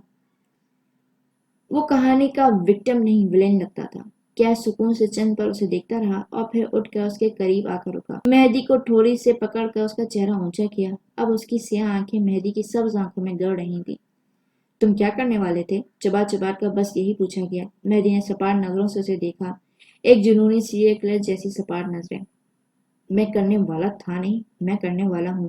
میں اس آدمی کو جان سے مارنے والا ہوں اور میں یہ کر کے رہوں گا۔ اس کی ہمت کیسے ہے مجھے کال کرنے کی؟ آخر میں وہ ہلکی آواز میں بڑبڑایا تھا۔ کیس نے ایک جھٹکے سے اس کا چہرہ چھوڑا۔ ایک لڑکی جس کا پہلا کمفرٹ تم تھے، اسے ذلیل کیا، اس کے سارے خاندان نے اس کا مذاق بنایا، اس کی ذات سوالیہ نشان بنا دی۔ اب اسی لڑکی کا دوسرا اور آخری کمفرٹ، اس کا واحد سہارا، اس کے قریب موجود واحد مرد بھی اس سے چھین لو گے؟ تم کتنے ہاربل ہو مہدی۔ آخر میں وہ ملامت کر رہا تھا۔ مہدی نے تنفر سے سر جھٹکا، اس کے انداز میں اب بھی بے چینی تھی۔ مہدی، تم اس لڑکی کے ساتھ اب مزید کچھ برا نہیں کرو گے۔ اس سے اپنا آپ چھنا ہے، لیکن اب اس کا دوسرا کمفرٹ میں تمہیں چھیننے نہیں دوں گا۔ تمہیں اس سے اتنی ہمدردی کیوں ہو رہی ہے؟ اس کے نام کے ساتھ میرا نام آتا ہے، تمہارا نہیں۔ آخر کیوں کیس، کیوں؟ اس کے ہرٹ ہونے سے تمہیں کیوں ہرٹ ہوتا ہے؟ مہدی اس کی آنکھوں میں دیکھتے ہوئے پوچھ رہا تھا۔ کیس کا رنگ فک ہوا تھا، اس کے گلے میں گلٹی سی ابھر کر مدھوم ہوئی تھی۔ سمندر کی لہریں اس کے پیروں کو چھو کر پلٹ رہی تھی، وہ بھی جواب مانگ رہی تھی۔ چند پل خاموشی میں بیت گئے۔ کیس نے پل کے چپکا کر مہدی کو دیکھنے کی کوشش کی۔ اس سے ہرٹ ہوتا ہے تو مجھے بھی ہرٹ ہوتا ہے۔ دھیرے سے کیے گئے اعتراف پہ چند پل کے لیے وہ سارا گوادر ساکن ہو گیا۔ وہ کیس کی واحد دوست تھی، میں نے اس کے بعد کبھی دوست نہیں بنائی مہدی۔ اس کی آواز اتنی ہلکی تھی کہ مہدی بامشکل سن سکا۔ میرے لیے وہ اہم ہے، ہمیشہ رہے گی، کیس کی واحد دوست۔ وہ میرے دل کے بہت قریب رہی ہے۔ اس کے بارے میں ایسی بکواس مت کرو، مہدی گھبرایا تھا، چہرہ سرخ ہونے لگا۔ کیس نے ٹھنڈی لمبی سانس بھری۔ وہ میرے دل کے بہت قریب رہی ہے، الفاظ ایک بار پھر دہرائے۔ اسے ہرٹ ہوتا ہے تو مجھے برا لگتا ہے۔ جو لوگ کیس کے دل کے قریب ہوں انہیں کوئی ہرٹ نہیں کر سکتا۔ ایک پل کو رکا، کیس خود بھی نہیں، چبا چبا کر باور کروایا۔ مہدی نے اس کی بات گویا سنی ہی نہیں۔ میں آج، ابھی اور اسی وقت اس آدمی کو جان سے مار دوں گا کیس۔ تم مجھے آج روکو گے، لیکن میں کل پھر آؤں گا۔ تم مجھے تب روکو گے، میں ایک بار پھر آؤں گا۔ جب تک میں اسے مار نہیں دیتا، مروں گا نہیں۔ اس نے گن لوڈ کی، کیس پہ ایک جتاتی نظریں ڈالی اور آگے بڑھنے لگا۔ کیس پرسکون سے اسے جاتے ہوئے دیکھ رہا تھا۔ چند قدم دور گیا ہی ہوگا جب کیس نے اپنے قدم اس کی جانب بڑھائے۔ وہ فیصلہ کر چکا تھا۔ تم کب قبول کرو گے مہدی؟ سبز آنکھوں والے مرد کے قدم رکے۔ میں تمہیں بچپن سے جانتا ہوں، میں نے تمہارا ہر رنگ دیکھا ہے، میں تمہاری ہر خصلت سے واقف ہوں۔ سیاہ آنکھوں والے مرد کے قدم بھیگی چاندنی میں آگے بڑھ رہے تھے۔ سمندر کا ٹھاٹھے مارتا شور بھی اس کی آواز کم نہیں کر پا رہا تھا۔ تم نے آج تک کسی انسان کو جان بوجھ کر تکلیف نہیں دی، تمہارا دل کرسٹل کلیئر ہے۔ تم خون نہیں دیکھ سکتے کیونکہ اسی خون نے ہم سے ہمارے اپنے دور کیے ہیں۔ ایک پل کے لیے مہدی کے دل تک قیامت آ کر گزر گئی تھی۔ گند والا ہاتھ بے دھم ہو کر پہلو میں گرا۔ کیس اس کے عقب میں بالکل قریب آ کر رکا۔ تم اس کے کمفرٹ کو مارنے نہیں جا رہے، تم بس ایک نظر سے دیکھ کر آنا چاہتے ہو۔ کیونکہ تم اس سے آج بھی اتنی ہی محبت کرتے ہو کہ اس کے لیے مر جاؤ یا مار دو۔ مہدی کے ہاتھ سے گن چھوٹ کر گری اور اس کے جسم سارا کا سارا ٹھنڈا پڑ گیا تھا۔ ساکت شب سب آنکھیں سچ کی طاقت نہ سہتے ہوئے پھٹی کی پھٹی رہ گئیں۔ وہ بھی ہمارے خاندان کا حصہ تھی مہدی، لیکن اب ہم سے دور ہے، ہم سب سیاہ بن گئے ہیں۔ وہ اب بھی اچھی ہے، اس کے اندر اب بھی خوشی ہے، وہ بسمل نہیں ہے، یہ شاید وہ خود کو بننے نہیں دے گی۔ اب کے کیس کا لہجہ مختلف تھا، ہارا ہوا سا۔ اسے بہت آگے جانا ہے، اس کا مستقبل بلندیاں ہیں، کیوں اس کی راہ کا پتہ بننا چاہتے ہو؟ مہدی کچھ نہیں بول سکا، الفاظ گوادر کے ساحل میں بہہ گئے تھے۔ لہروں نے چند پل کے لیے سوگ کا اعلان کیا، کیس کہہ گیا، ہم نے اپنی زندگی برباد کی، وہ نہیں کر رہی، آج بھی اپنے لیے لڑ رہی ہے، اور اس لڑائی میں اس کا ساتھ دینے کے لیے ایک ہی مرد ہے۔ تم اسے مارنا چاہتے ہو؟ تمہیں کیا لگتا ہے وہ اسے ہرٹ کرے گا؟ کیس نے نفی میں سر ہلایا، آنکھوں میں ایک پل کے لیے صفاقی اتر آئی۔ جس نے بھی اسے ہرٹ کرنے کی کوشش کی، میں اسے اپنے ہاتھوں سے مار دوں گا، سوائے تمہارے۔ مہدی کے کندھے پہ ہاتھ رکھ کر اس کا چہرہ اپنی جانب موڑا۔ وہ ہنوز گردن جھکائے ہوئے تھا، شرمندگی سے تھوڑی سینے سے آن لگی تھی۔ لیکن اگر تم اب بھی چاہتے ہو کہ میں اس کا کمفرٹ چھین لوں تو میں اپنے گھر کے مرد کو ایک عورت پہ ترجیح نہیں دوں گا۔ نیچے جھک کر ریت پہ پڑی گن اٹھا لی۔ ہر خاندان میں ایک ابلیس ہوتا ہے اور ایک عزائل، ہمارے خاندان میں ابلیس میں بنوں گا۔ کسی کے ہاتھ اگر خون سے رنگے جائیں گے تو وہ کیس ہے، کسی کو قبر کے بچھو نوچیں گے تو وہ کیس ہوگا۔ اپنے خاندان کو جو چاہیے میں گدھ کی طرح لا کر دوں گا، نوچ کر جھپٹ کر، لیکن میں، اس نے سینے پہ انگلی سے دستک دی، میں اپنے خاندان کے کسی بھی فرد کو ابلیس بننے نہیں دوں گا۔ لوڈڈ گن سے ریت پہ ایک فائر کیا، لوہے کا ذرہ چنگاری چھوٹ کر ریت میں دب گیا۔ کیس نے ایک بار پھر گن لوڈ کی۔ مہدی نے اس کا ہاتھ پکڑ لیا، جھکی ہوئی گردن اٹھائی، گیلی آنکھوں سے اس کا چہرہ دیکھا، سب آنکھیں رنجیدہ تھیں۔ میں کچھ نہیں چاہتا اب، میں بس قبول کر چکا ہوں، اب میں اسے نہیں دیکھوں گا، نہیں سنوں گا، اس کی پکار پہ اب کبھی گوادر کے ساحل پہ نہیں آؤں گا۔ میں قبول کر چکا ہوں کیس، میں قبول کر چکا ہوں، وہ بے بسی سے بولا تھا۔ مجھے بس یہاں سے جانا ہے، پلیز میرے ساتھ چلو، کچھ وقت کے لیے اپنی نفرت چھوڑ دو، مجھے تمہاری ضرورت ہے، تم میرا خاندان ہو، میرے بھائی ہو، مجھے یہاں سے لے جاؤ۔ زب سے سرخ ہوتی آنکھیں، بھاری آواز، اس کے بس میں نہیں تھا کہ چیخ چیخ کر وہ پڑتا۔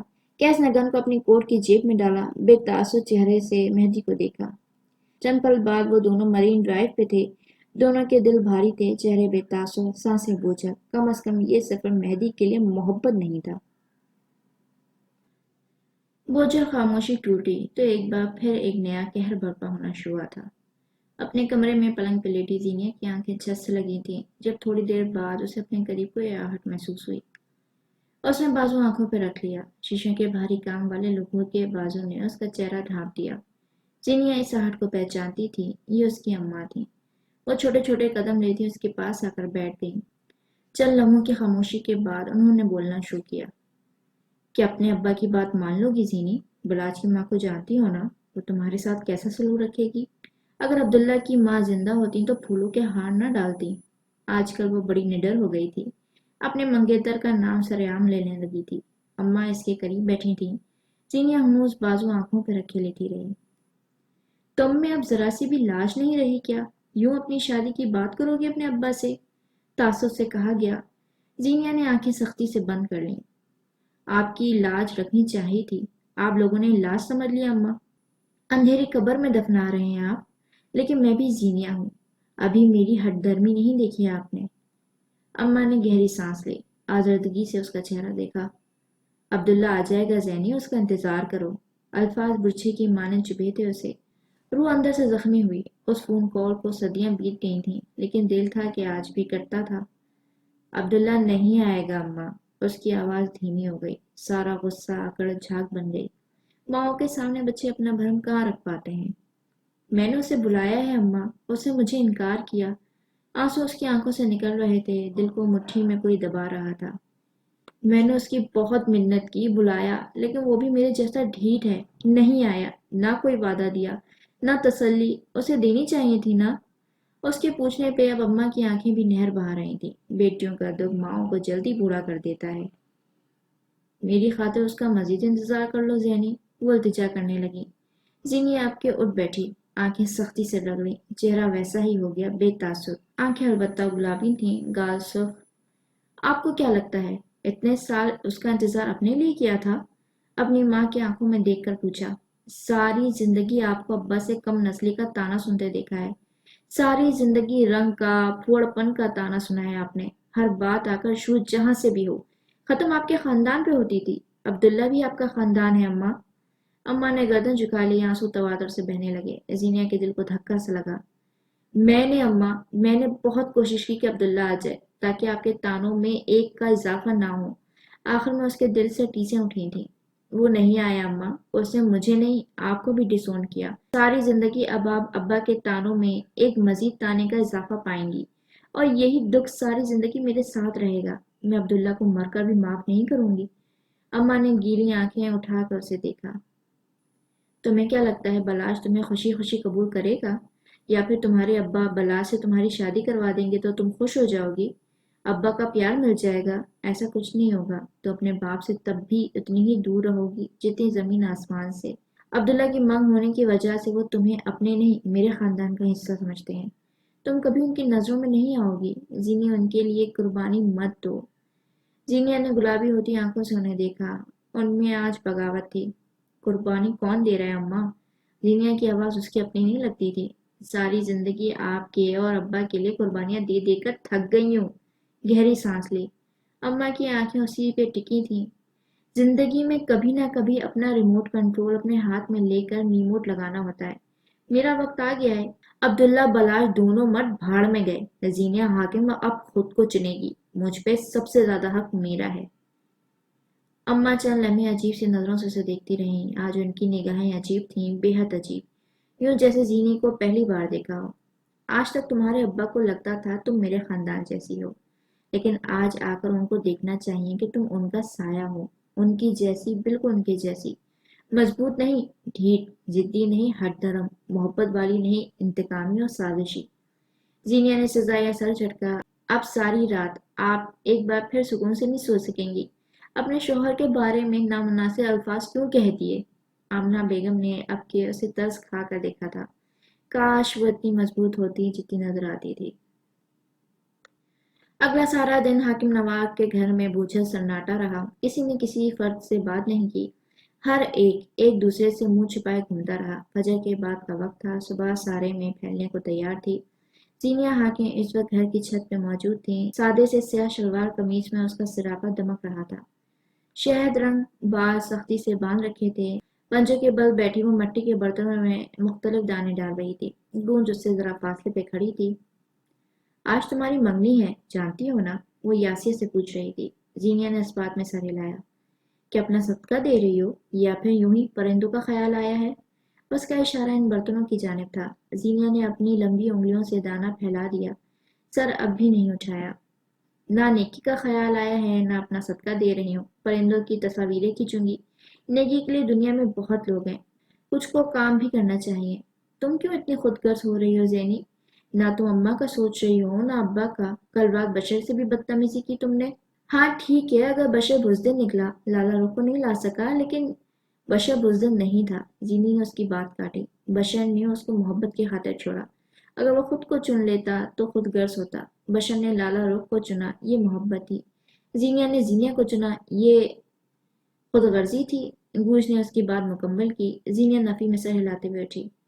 زینیا نے زینیا کو چنا، یہ بھی محبت تھی، اپنی محبت۔ نہ بشر غلط ہے نہ میں۔ ایک لفظ ہوتا ہے حالات، بس ہمارے درمیان یہی فرق ہے۔ میرے حالات میں اپنے آپ کو چننا محبت تھی۔ انسان ہر دفعہ صرف صحیح یا غلط نہیں ہوتا، کئی بار وہ مختلف بھی ہوتا ہے۔ گوج نے اس کی باتوں کے جواب میں خوف سے اسے دیکھا تھا۔ مجھے نہیں پتا زینی، لیکن آخر تمہیں کیا مسئلہ ہے؟ ساری ضروریات پوری ہو تو رہی ہیں۔ مسئلہ یہی ہے گونج کہ بس ضروریات پوری ہو رہی ہیں، خواہشوں کا کیا؟ نیلنگو اندھیرا چھٹ رہا تھا، ہلکی ہلکی روشنی پھیل رہی تھی۔ ساری زندگی یہاں نہیں گزارنا چاہتی میں۔ مجھے سونا چاہیے، مہنگے جوڑے کپڑے چاہیے، مجھے ڈھیر ساری دولت چاہیے۔ میں چاہتی ہوں میرا نام ہو، لوگ مجھے دیکھیں، مجھے سنیں۔ کیا یہ مانگنا زیادہ ہے؟ کیا میں کسی سے کچھ چھین رہی ہوں؟ میں زینیا ہوں، مجھے ساری دنیا چاہیے۔ گونج اسے تعصب سے دیکھتی رہی۔ سیاہ آنکھوں میں تنفر تھا۔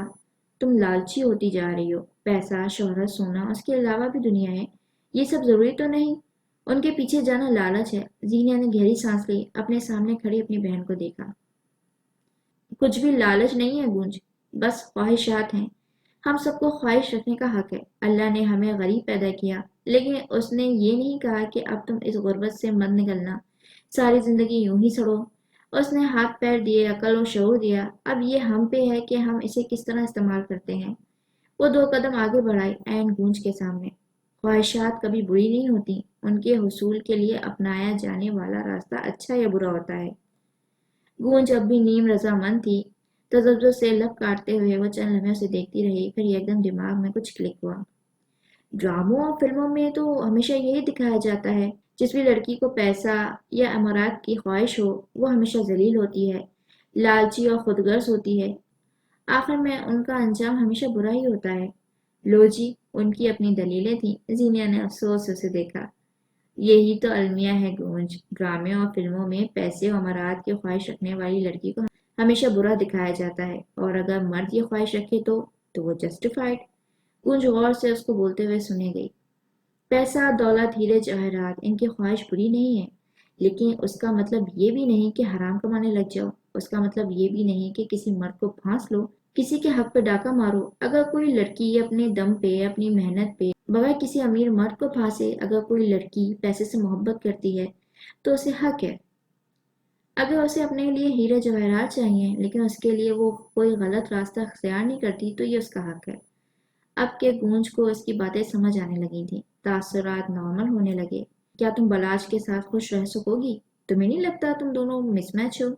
زینہ نے سر سانس خارج کی اور واپس اپنے برتنوں تک آئی۔ میں اپنی پوری کوشش کروں گی بلاج میرے ساتھ اور میں اس کے ساتھ خوش رہوں۔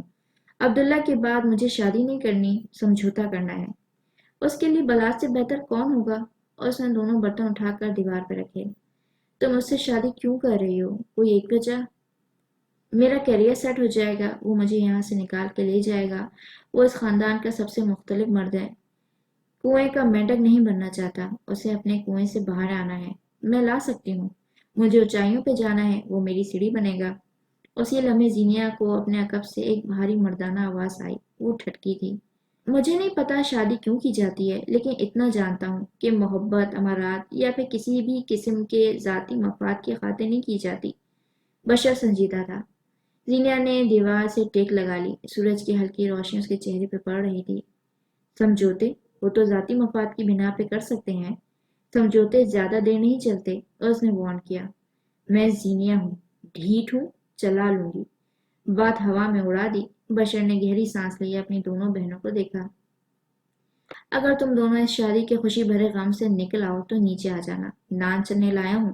اس کی بات میں گونج کی بھوک چمک اٹھی۔ کون سی بہن، کون سی شادی؟ وہ فوراً نیچے کی طرف بھاگی تھی۔ زینیا ویسے ہی کھڑی رہی۔ بشر نے اسے دیکھا، وہ بھی اسے ہی دیکھ رہی تھی۔ چھوٹی چھوٹی چیزوں پہ خوش ہونا سیکھو ذہنی، ورنہ اندر سے خوشی کے جراثیم ختم ہو جائیں گے۔ زینیا ہلکا سا مسکرائی تھی۔ اگر تم چاہتے ہو میں نان چنے دیکھ کر منہ سے رال ٹپکاؤں گی تو ایسا نہیں ہوگا۔ خوشی ایک جذبہ ہے اور میرے جذبات اتنے قیمتی ہیں کہ ان چھوٹی چھوٹی باتوں پہ ضائع نہیں کر سکتی۔ کندھے اچکائے، نپا تلا جواب دیا اور آگے بڑھ گئی۔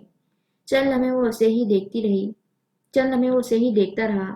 ابھی وہ سیڑھیاں اتر جاتی جب بشر نے پکارا، تمہیں خود پہ بہت غرور ہے نا؟ ایسی عقل، ایسا دماغ، ایسا شعور ہونا بھی چاہیے۔ مجھ پہ یہ غرور سوٹ کرتا ہے۔ وہ کہہ کر رکی نہیں، آگے بڑھ گئی۔ بشر گہری سوچوں میں گم ہو گیا۔ کچھ تھا جو غلط تھا۔ یہ گزر چکی رات کا ذکر ہے۔ گوادہ پی سی ہوٹل کے سوئمنگ پول کی طرف پیٹ کیے مہدی کمیر اپنے کیمرے میں ویڈیو ریکارڈ کر رہا تھا۔ اس کی آنکھیں سرخ تھیں، چہرہ بے تاثر، بھوری بھیگی شرٹ کے ساتھ نیلا سلیکس پہنے وہ کیمرے میں دیکھ کر بات کر رہا تھا۔ قبولیت، ایکسیپٹنس۔ ہر حادثے کے بعد ہمیں یہی لفظ سننے کو ملتا ہے۔ کبھی جاننے کی کوشش کی اس لفظ کے معنی کیا ہیں، یا پھر یہ لفظ کتنا گہرا ہے؟ ہم سب کو لگتا ہے ایک دن جب ہم پہ قبولیت کا وقت آئے گا تو ہم بالکل ٹھیک ہو جائیں گے، ہمارے سارے دکھ درد دور ہو جائیں گے۔ حقیقت یہ نہیں ہے۔ قبولیت آپ کو خوش نہیں کرتی، آپ کے غم معدوم نہیں کرتے۔ قبولیت بس آپ کی ذات میں ایک ٹھہراؤ لاتی ہے، آپ کا دماغ پرسکون کر دیتی ہے، آپ کے دل کو سوچنے کے موقع فراہم کرتی ہے۔ مختصر یہ کہ قبولیت آپ سے درست فیصلے کرواتی ہے۔ سنگھار میز کے سامنے زینیا بیٹھی تھی، گلابی رنگ کا کامدار جوڑے میں ملبوس، اس کے شہد رنگ بال کھلے تھے۔ اتنے خوبصورت بال تم نے شاید ہی کبھی دیکھے ہوں۔ वो बेतासुर चेहरे के साथ अपने चेहरे पे मेकअप मल रही थी। होठों पे गहरी सुर्ख लिपस्टिक लगाते हुए वो बिला आखिर मुस्कुराई थी। गले में हंस एक रिवायती जेवर जो कि हाथ में पहने जाने वाले कड़े जैसा होता है, लेकिन उसके ऐन बीच में एक गोल या चकोर सोने ही की डबिया सी बनी होती है। कई बलूच औरतों के लिए हंस उनकी गर्दन की खूबसूरती में इजाफा करती है। कानों में झुमके डाले। एक लड़की ने आगे बढ़कर उसके हाथों में चूड़ियां डालनी चाहिए, लेकिन जीनिया ने उसे हाथ उठाकर रोका। चूड़ियां मेरे हाथों को कैद कर देती हैं, वो हौले से बड़बड़ाई। लड़की अब इसके बाल गूंथने लगी थी। आईने में उसका अक्स नजर आ रहा था, गुलाबी जोड़ा, हल्का मेकअप, सुर्ख लिपस्टिक, बालों की गुंदी हुई चुटिया और सर पे रखा कामदार दुपट्टा जिससे अब उसका घूंघट बनाया जा रहा था। वो कमर और गर्दन सीधी किए बैठी रही। दिल पे 101 कयामत आकर गुजर गईं, लेकिन वो तो कबूल कर चुकी थी ना। पूल के पानी पे मौजूद रोशनियों का अक्स बढ़ रहा था। वही रोशनी मुनक्किस होकर मेहदी के चेहरे पे पड़ रही थी। कैमरे को देखता वो संजीदा था। कबूलियत हमेशा खुशियों की जमानत साथ नहीं लाती। कबूलियत कभी जबरदस्ती अपनी जिंदगी में दाखिल नहीं की जा सकती। अगर आप अपने दोस्तों, बहन, भाइयों की नसीहतों से थक कर खुद को जबरदस्ती ये बावर करवाना चाहते हैं कि अब आप कबूलियत के मरहले में हैं, तो ये काम नहीं करेगा। हरगिज नहीं करेगा। कबूलियत आपका दिलो दिमाग का फैसला है, ये आपके असाब का फैसला है। एक वक्त आता है जब आपके असाब आपसे कह देते हैं अब तैयार हैं। हाँ, अब हम तैयार हैं माजी के ट्रॉमा को सहने के लिए। वो आए और गुजर चुके, अब आगे बढ़ने का वक्त है। वो संजीदगी से कहता जा रहा था। अब हम तैयार हैं हाल के रंज कबूल करने को, क्योंकि मुस्तकबिल संवारना हमारे इख्तियार में है। दोस्तों के मशवरे सुने, लेकिन दिल की आवाज़ भी सुने। बहन भाई की हिम्मत दिलाने पे उठ खड़े हों, लेकिन अपने जख्मी पैरों का भी सोचें। आपके दिल का पता बस आप जानते हैं, उस पे बीते कयामत से आप वाकिफ हैं। वो एक पल को रुका, लंबी गहरी सांस ली। अगर एक लंगड़े आदमी से बेसाखी छीन कर उसे जबरदस्ती अपने कदमों पे खड़ा किया जाएगा, तो शायद वो चंद कदम चल सके, लेकिन फिर अगले चंद कदम के बाद वो बुरी तरह गिरेगा। और यही चोट सिर्फ उसे नहीं आएगी, उसकी रूह को भी आएगी। अपने पैरों पे खड़े होना अच्छा है, लेकिन इलाज और वक्त लेना भी अच्छा है। कबूलियत वक्त लेती है, उसे थोपा नहीं जा सकता। उसे खुद पे मुसल्लत मत करें। फजर का वक्त था, आसमान अब भी सया था, फुफोरने में भी वक्त था। दो मर्दों के हेवले इस पहर मस्जिद की ओर जाते दिखाई दे रहे थे। दफतन गली के नुक्कड़ के करीब एक मर्द ठहर गया था, साफ रंगत और स्याह आंखों वाला बशर हाकिम। उसके साथ चलता बलाज मीर भी रुका था। बशर देखो, मैं तुम्हारी बात नहीं मान सकता, बलाज कहते हुए आगे आया। आज मंगनी है और आज ही तुम मेरे पास शर्त लेकर आए हो। मेरी गैरत गवारा नहीं करती कि मैं अपनी औरत को नौकरी करने दूं। मैं इतना बेगैरत नहीं हुआ जो उसे मर्दों के बीच उठने बैठने दूं। उसकी रंगत सुर्ख होती जा रही थी। बशर ने सुकून से उसे देखा। मंगनी आज शाम में है। मेरी बहन की एक टूट चुकी है, दूसरी मैं तोड़ दूंगा, लेकिन तुम्हारी बहन, उसका क्या? लोग जब आकर उससे पूछेंगे खानदान के सबसे शानदार मर्द ने तुम्हें क्यों छोड़ा, तो वो क्या कहेगी? सोचो बलाज, अपनी बहन का सोचो। तुम मुझे धमकी दे रहे हो बशर? मैं हकीकत बता रहा हूँ। मैं वही हूँ जिसने अपने अब्बा की खातिर अपने दादा के करोड़ों की जायदाद को ठोकर मारी। तुम्हें क्या लगता है मैं अपने खानदान पे एक गैर लड़की को फोकियत दूंगा? बलाज ने बेचैनी से अपने बालों में हाथ फेरा। समझ नहीं आता था क्या करे। उसने दोनों हाथ उठाए और तहम्मुल से कहना शुरू किया। देखो बशर, जो तुम कह रहे हो वो मैं नहीं कर सकता, लेकिन मैं तुम्हारी बहन को सारी खुशी दूंगा। तुम मेरी बहन की खुशी मेरी शर्त कबूल कर लेने में है। अभी के अभी मेरे अब्बा को फोन करो और कहो तुम्हें जीनिया की पढ़ाई से कोई मसला नहीं, ये रिश्ता अभी के अभी खत्म समझो। वो कहकर आगे बढ़ने लगा। बला चंद लम्हे बेबसी भरे गुस्से से उसे जाते देखता रहा। जी में आया था कि अभी और इसी वक्त इसे शूट कर दे, लेकिन दिल की बातें सब कहाँ मानी जाती हैं। कबूल है। बलाज की आवाज शिकस्ता थी, लहजा हारा हुआ। ये एक जबरदस्ती की कबूलियत थी। कैमरे के सामने बैठा मर्द सब्ज आंखों में ढेर सारा इल्म लिए हुए था। रुक रुक कर बोलता, वो सारी दुनिया को अपनी बात का बावर करवा रहा था। हमने कबूलियत को बस माजी के गम और हाल के जख्मों से जोड़ा हुआ है, लेकिन असल में कबूलियत हमारा हाल भी है। वो ठहरा, अल्फाज मुश्तबा किए। हमारे साथ माजी जो कुछ भी हुआ, बड़े बुरे दोस्त मिले, ताल्लुक टूटे, धोखा हुआ, कारोबार डूबा, हम फेल हुए, एकेडमिक रिकॉर्ड बुरा आया, हम इसको सरवाइव करके आगे निकल आए। उस वक्त शायद हम अच्छे मकाम पे हैं, दोस्त हैं, अच्छे पार्टनर हैं, बिजनेस फिर से चल पड़ा है, दिल जकड़ गया, लेकिन हम अब भी माजी में हैं। क्या आपको नहीं लगता समझाता हूँ। वो आगे को होकर बैठा। हम आज भी मुकम्मल एतबार नहीं करते। हम आज भी खौफजदा हैं नए ताल्लुकात से, नए लोगों को कबूल करने से, नए दोस्तों को खुशामदीद कहने से। हम अब तक कबूलियत के मरहले में नहीं आए। खुशियाँ कबूल करने का मरहला, एतबार करने का मरहला। ज़िंदगी में आपको हमेशा सब कुछ बुरा नहीं मिलेगा। ये कबूल करें, ज़िंदगी आपके साथ हमेशा नाइंसाफ़ी नहीं करेगी। कबूल करें, आपकी ज़िंदगी में आने वाला हर दोस्त बुरा नहीं होगा। याद रखें, ज़िंदगी आपके साथ इतनी बेरहम नहीं होती जितने आप खुद होते हैं।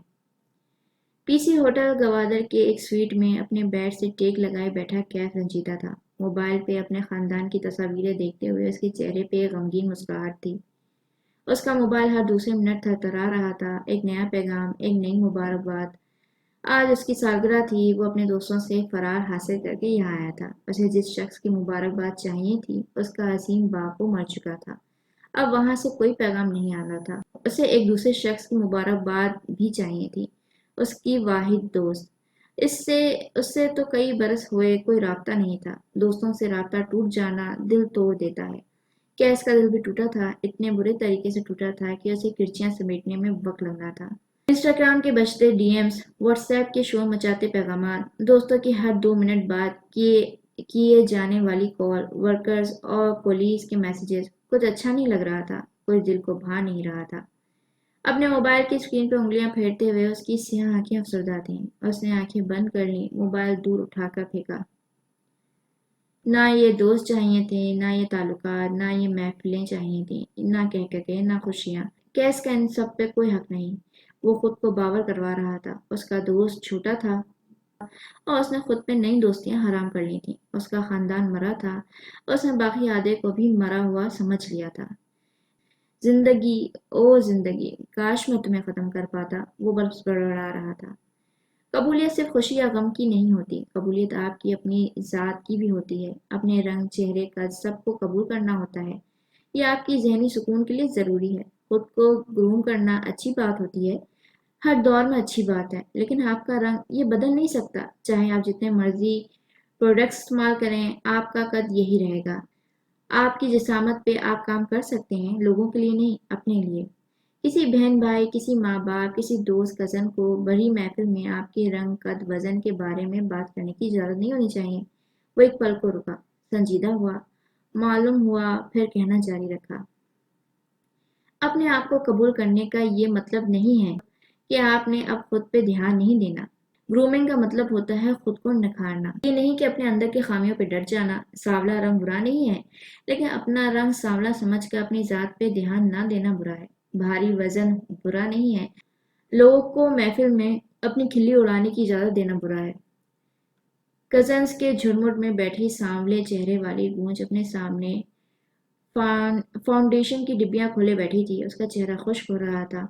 यूं वो जब भी मेकअप लगाया करती थी तो चंद घंटे बाद ही खुश्की के टुकड़े की माने उसके चेहरे से जगह जगह से मेकअप उतर जाया करता था। उसे मेकअप का शौक था, लेकिन वो अपनी बेइज्जती होने से भी डरती थी।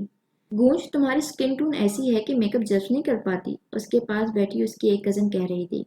तुम मेकअप मत किया करो या फिर बहुत ज्यादा गहरा किया करो ताकि तुम्हारा चेहरा मेकअप की तह गहरी हो जाए। उसकी बात पे गूंज को बेख्तियार बिस्की महसूस हुई थी। कमरे में बैठी सब कजन्स की निगाहों का मरकज वही थी। ज्यादा गहरी तह अजीब लगती है। ऐसा लगता है जैसे मेरा चेहरा ही नहीं। उसके गले से चंद अल्फाज निकले थे। नजरें बेख्तियार झुक गईं। जरीना आगे को हो बैठी। गूंज के हाथ से फाउंडेशन की डब्बियां और ब्रश ले लिया। इधर दो, मैं तुम्हें बताती हूँ मेकअप होता क्या है। जैसे तुम्हारी स्किन है ना, इस पे ये तुम्हारा हल्का मेकअप सूट नहीं करेगा। भर भर के लगाओ तब गोरी लगोगी और अच्छी भी। गूंज फीका सा मुस्कुराई। उसने कबूल कर लिया कि वो गोरी लगे बगैर अच्छी नहीं लग सकती। पानी का अक्स मेहदी के चेहरे पर पड़ रहा था। नीली नीली लहरें उसके चेहरे पे साया कर रही थीं। उसके सामने रखी मेज पे अब वेटर स्लश रख गया था, लेकिन मेहदी के पास इस वक्त स्लश पीने से ज्यादा बड़े मसले थे। कबूलियत हमेशा वक्त लेती है। अगर आपको लगता है कल आपके साथ हादसा हुआ और आज आप ठीक हो गए, तो ऐसा नहीं होगा। अब आप सोचेंगे कुछ इंसान तो मजबूत होते हैं, जल्दी रिकवर कर जाते हैं। मेहदी ने नफी में सर हिलाया। मजबूत से मजबूत इंसान के पास भी दिल एक ही होता है। दर्द उसे भी होता है, जख्म उसके भी होते हैं, मजबूत इंसान भी एक एक इंसान होता है और इंसानों के गम जल्दी कहाँ खत्म होते हैं। हाकिम नवाब के घर में एक उधम मचा था। पीले सोने में लदी औरतें यहाँ से वहां आती जाती दिखाई दे रही थीं। जीनी हाकिम के चेहरे पे घूंघट डालकर इसे कमरे के एक कोने में बिठाया गया था। यहाँ मंगनियां ऐसे ही हुआ करती थीं। दुल्हन को कमरे के एक कोने में बिठा दिया जाता और दूल्हे की माँ या घर की बड़ी औरत सूट दुपट्टा उसके सर पे डालती, पल्लू में चंद नोट बांध देती और हाथ में पीले सोने की अंगूठी। ये तो जदीद दौर था जिसमें चंद गिने चुने खानदान मंगनी के रस्म अदा कर रहे थे, वरना कई खानदानों में तो अब भी बस मर्दों के दरमियान बात तय हो जाया करती थी और घर की कोई बड़ी बूढ़ी लड़की के सर पे सुर्ख चादर डाल आती। जीनिया को अपने करीब औरतों के कहके लगाने की आवाजें आ रही थी। ढोल की थाप कानों के करीब आती महसूस हो रही थी। दुल्हे की बहनें और अम्मा आ चुकी थीं और जीनिया हाकिम ने अपने दिल को बंद होता महसूस किया। कुछ था जो नहीं होना चाहिए था। बेख्तियारी सी कैफियत में उसका हाथ उसके दिल के मकाम पे गया। सारे के सारे जिस्म पे लर्जिश तारी हो गई। एक लम्हे के लिए जीनिया ने अपने दिल को बंद होता महसूस किया। अगर आपको लगता है आप गम को प्रोसेस किए बगैर उससे निकल आएंगे तो आप गलत हैं। अगर आपको लगता है रोए बगैर चंद दिन मायूस परेशान और अफसरदा हुए बगैर आप खुश हो जाएंगे तो आप गलत हैं। इस तरह से आप सिर्फ और सिर्फ मसले से भाग सकते हैं, जख्म को इग्नोर कर सकते हैं, लेकिन क्या कभी जख्म इग्नोर होने से ठीक हुए हैं? उसे ऐसे जख्म नासूर बन जाते हैं और वक्तफन वक्तन इनमें ऐसी टीसें उठती हैं कि आपकी रूह तक काम जाती है। वो अपनी जगह से उठ खड़ी हुई थी। दुल्हा के घर की औरतें सहन में थीं। शादी के गीत गाने की आवाज यहाँ तक आती थी। बस कुछ देर और एक सुर्ख दुपट्टा, पीली अंगूठी और फिर वो सारी जिंदगी के लिए अब्दुल्ला का नाम नहीं ले सकती थी। कोई उससे उसका कंफर्ट छीन रहा था। काश उसके बस में होता कि वो कुछ कर पाती। अपनी जगह पे खड़ी वो अजीब वहशियत भरी नजरों से अपने अतराफ में देख रही थी। ये सब कुछ गलत था। ये उसकी मर्जी नहीं थी। कई लड़कियां उसके आसपास बैठी हैरत से उसे देख रही थीं। वो किसी की तरफ देखे बगैर बाहर निकल गई। बेख्तियार कई लड़कियों ने बाकायदा मुंह पे हाथ रख लिए थे। यहाँ दुल्हन का यूं घूमना फिरना मायूब समझा जाता था। बाहर निकलकर औरतों से भरे सहन में किसी को देखे बगैर वो बैठक की जानिब बढ़ रही थी। चेहरा ढाक रखा था। रश इतना था कि किसी ने उस पर गौर नहीं किया। बैठक में आकर उसने फौरन से पहले दरवाजा बंद किया। बाहर का शोर जरा सा थम गया। वो स्टूल पर रखे टेलीफोन की जानिब बढ़ रही थी। सांस कब्ज हो रही थी। दिल जल रहा था। बशर को ठीक लगता था। वो कबूलियत के मरहले में नहीं आई थी। गूंज को गलत लगता था। उसकी बहन मजबूत नहीं ठीक थी। कबूलियत सबसे पहले आपके दिल पे उतरती है, उसे पुरसुकून करती है और ज़बरदस्ती की कबूलियत भी सीधी आपके दिल पे उतरती है। ये आपके दिल को इतना बुरा तोड़ती है कि फिर वो जोड़ नहीं पाता। उसने रील घुमाई। अब्दुल्ला को कॉल जा रही थी। बेचैनी सी उसका रंग सफ़ेद पड़ रहा था। हाथ लड़स रहे थे। दिल इतनी बुरी तरह जल रहा था कि हद नहीं। अब्दुल्ला उसका कंफर्ट था। ये सारे लोग उसे अनकंफर्टेबल कर रहे थे। सांस रुक रुक कर आ रहा था। क्या उसने कबूल ना ही करना चाहती थी? कॉल मिट गई थी। एयरपोर्ट्स पे खड़ा कंधे पे बैग डाले हुए मेहदी का मोबाइल बज उठा। उसने नंबर आंखों के आगे किया। एक लम्हे के लिए उसके आगे सारी दुनिया रुक गई। मेहदी गंभीर एक पल के लिए सांस नहीं ले सका। कबूलियत के साथ जिद नहीं लगाते, कबूलियत के साथ ढीठ नहीं बनते, उसे वक्त देते हैं, अपना वक्त लेते हैं। ये मैंने क्या कर दिया? ओ खुदाया, ये क्या हो गया? वो लरसते हाथों से नंबर डायल कर रही थी। जबान बड़बड़ा रही थी। दिल में जख्म पड़ रहे थे। बिला आखिर कॉल अटेंड हो गई थी। जीने के लिए सारी दुनिया की गर्दिश रुक गई। कबूलियत रफ्ता रफ्ता आपको हील कर दी है। कबूलियत आपके जख्म भरती है, आपके दिल को तंदुरुस्ती देती है, लेकिन अगर आपने उसके साथ जिद लगा ली तब होगा सिर्फ ये कि आपका नुकसान, सिर्फ और सिर्फ आपका नुकसान। अब्दुल्ला, प्लीज आ जाओ, वो भलभल बहते आंसू के दरमियान कह रही थी। आवाज बामुश्किल निकल रही थी। बस हिचकियां थीं जो उभर रही थीं। जब्त जिद टूट चुका था। वो मजबूत होती तो खड़ी रहती, वो ढीठ थी तभी टूट रही थी। क्योंकि जिन जख्मों को वक्त नहीं दिया जाता वो नासूर बन जाते हैं, और नासूर में जो दर्द उठता है वो आपका दिल चीर भी सकता है, आपकी खड़ी हुई टांगे लड़खड़ा भी सकता है। मैंने गलत फैसला किया अब्दुल्ला। तुम मेरा कंफर्ट हो। बाकी सारी दुनिया मुझे गैर आरामदेह करती है। तुम्हारे साथ यूज टू हो गई हूँ। कोई और मेरे लिए कभी अब्दुल्ला नहीं बन सकता। प्लीज आ जाओ। कोई वादा, कोई पैगाम भेजो। मैंने 23 साल तुम्हारा इंतजार किया है, अगले 23 साल भी करूंगी। तुम कहो अब्दुल्ला, صرف ایک بار مجھ سے کچھ کہو۔ تم میرے لیے آؤ عبداللہ، میں اس قابل ہوں کہ میرے لیے آیا جائے۔ آ جاؤ عبداللہ، پلیز آ جاؤ۔ آنسو جلتا دل، قبض ہوتی سانسیں اور شل ہوتا دل، ان سب کے درمیان وہ اسے پکار رہی تھی۔ میں تمہارے شہر آیا تھا، تمہارے لیے، تمہاری پکار پہ۔ میں نے کبھی تمہیں ڈس اون نہیں کیا، تم میری ہو، ہمیشہ میری رہو گی۔ وہ ٹھہر ٹھہر کر کہہ رہا تھا۔ وہ اس آواز کو دوبارہ سننے کے لیے ساری زندگی انتظار کر سکتی تھی۔ میں تمہیں کوئی وعدہ، کوئی پیغام دیے بغیر جا رہا ہوں، کیونکہ تم سے جو تعلق ہے اس میں محبت کی جگہ نفرت ہے۔ میرے الفاظ تمہیں زندگی دیں گے، لیکن میں چاہتا ہوں تم مرو۔ عبداللہ تمہارے لیے کبھی نہیں آئے گا۔ فون بند ہو گیا تھا۔ زینیا کا دل اس کے ساتھ بند ہوا تھا۔ اسے لگا تھا اب وہ کبھی سانس نہیں لے سکے گی۔ ٹانگوں کی سکت ختم ہوئی، دل کا درد اتنا بڑھا کہ زینیا حاکم نے اپنے دل کو سن ہوتا محسوس کیا۔ اس نے آہستگی سے فون فیڈر پہ رکھا، بہتی آنکھیں صاف کی، دیوار کے ساتھ لگتی وہ دھیرے دھیرے سے نیچے بیٹھتی چلی گئی۔ اس کا دل ٹوٹا تھا اور زینیا حاکم کو لگا تھا اب وہ ساری زندگی سے جوڑ نہیں پائے گی۔ اس کے پاس اب جانے کو کوئی راہ نہیں بچی تھی، بلانے کو کوئی شخص نہیں بچا تھا۔ وہ ایک بھربھری دیوار کی مانند ڈھہ گئی تھی۔ رات کے کتنے بہر بیتے، کتنی باقی رہی، کچھ پتہ نہیں تھا۔ مہمان جا چکے تو گوادر سونا سونا ہو گیا۔ کالی سیاہ رات میں چند ستارے اپنے کندھوں پہ سارا بوجھ لادے روشنی کا ٹھیکہ لیے ہوئے تھے۔ چاند آج شرما شرما سا تھا، بادلوں کی اوٹ میں کسی نوبہاتا دلہن کی طرح۔ گھر کے پچھلے صحن میں اس وقت خاموشی تھی۔ کسی پڑوسی کے گھر سے ذرا ذرا سی روشنی صحن میں دو زانوں بیٹھی زینیا کے چہرے پہ پڑ رہی تھی۔ اس کے سامنے وہی سیاہ کتا ایک بار پھر بیٹھا تھا۔ چھوٹے چھوٹے روٹی کے ٹکڑے کتے کے آگے پڑے تھے، لیکن وہ کھا نہیں رہا تھا۔ اداس آنکھوں سے زینیا کو بیٹھا دیکھ رہا تھا۔ زینیا نے ابھی بھی وہی گلابی جوڑا پہن رکھا تھا، بس ہاتھ کی انگلی میں ایک پیلی انگوٹھی کا اضافہ تھا۔ کبھی وہ اس انگوٹھی کو دیکھتی اور کبھی اپنے سامنے بیٹھے کتے کو۔ ایک شخص تھا جس نے بس اپنا نام دیا تھا، کوئی زر سونا نہیں، کوئی چمکدار ہیرا نہیں۔ وہ شخص دل کا قرار تھا، اور ایک یہ شخص تھا جس نے سرخ چادر دی، سونا دیا، چار لوگوں کے درمیان نام دیا، لیکن یہی وہ شخص تھا جس کے ساتھ بے چینی ہوتی تھی۔ یہاں سے میلوں دور اسلام آباد میں واقع کمبیر محل کے لان میں ایک سبز آنکھوں والے مرد کرسی پہ بیٹھا تھا۔ اس کے ہاتھ میں چائے کا بھاپ اڑاتا مگ تھا، اسی ہاتھ کی کلائی میں ایک برانڈیڈ گھڑی۔ نظریں کسی غیر مرئی نقطے پہ جمی تھیں۔ دفعتاً اس کی نظریں میز پہ رکھے اپنے موبائل پہ پڑیں۔ بحری جہاز والا سفر ایک جھماکے سے آنکھوں کے سامنے آیا۔ وہ چٹانوں جیسی سخت لڑکی یاد آئی، اس کے لفظ، اس کی باتیں یاد آئیں۔ یقیناً وہ ایسے لوگوں میں سے تھیں جنہیں آپ فوراً اپنے دماغ سے نہیں نکال سکتے۔ وہ دل پہ اپنا اثر چھوڑ جاتی تھی۔ مہدی چند لمحے یوں ہی بیٹھا رہا اور پھر موبائل اٹھا لیا۔ نہ جانے کیوں کس خیال کے تحت اس کی انگلیاں عجیب لڑکی کا نمبر ڈائل کر رہی تھیں۔ یہ ایک غیر مہذب حرکت تھی، لیکن وہ جاننا چاہتا تھا بس لڑکی کی اکیڈمی کے بارے میں کیا طے ہوا۔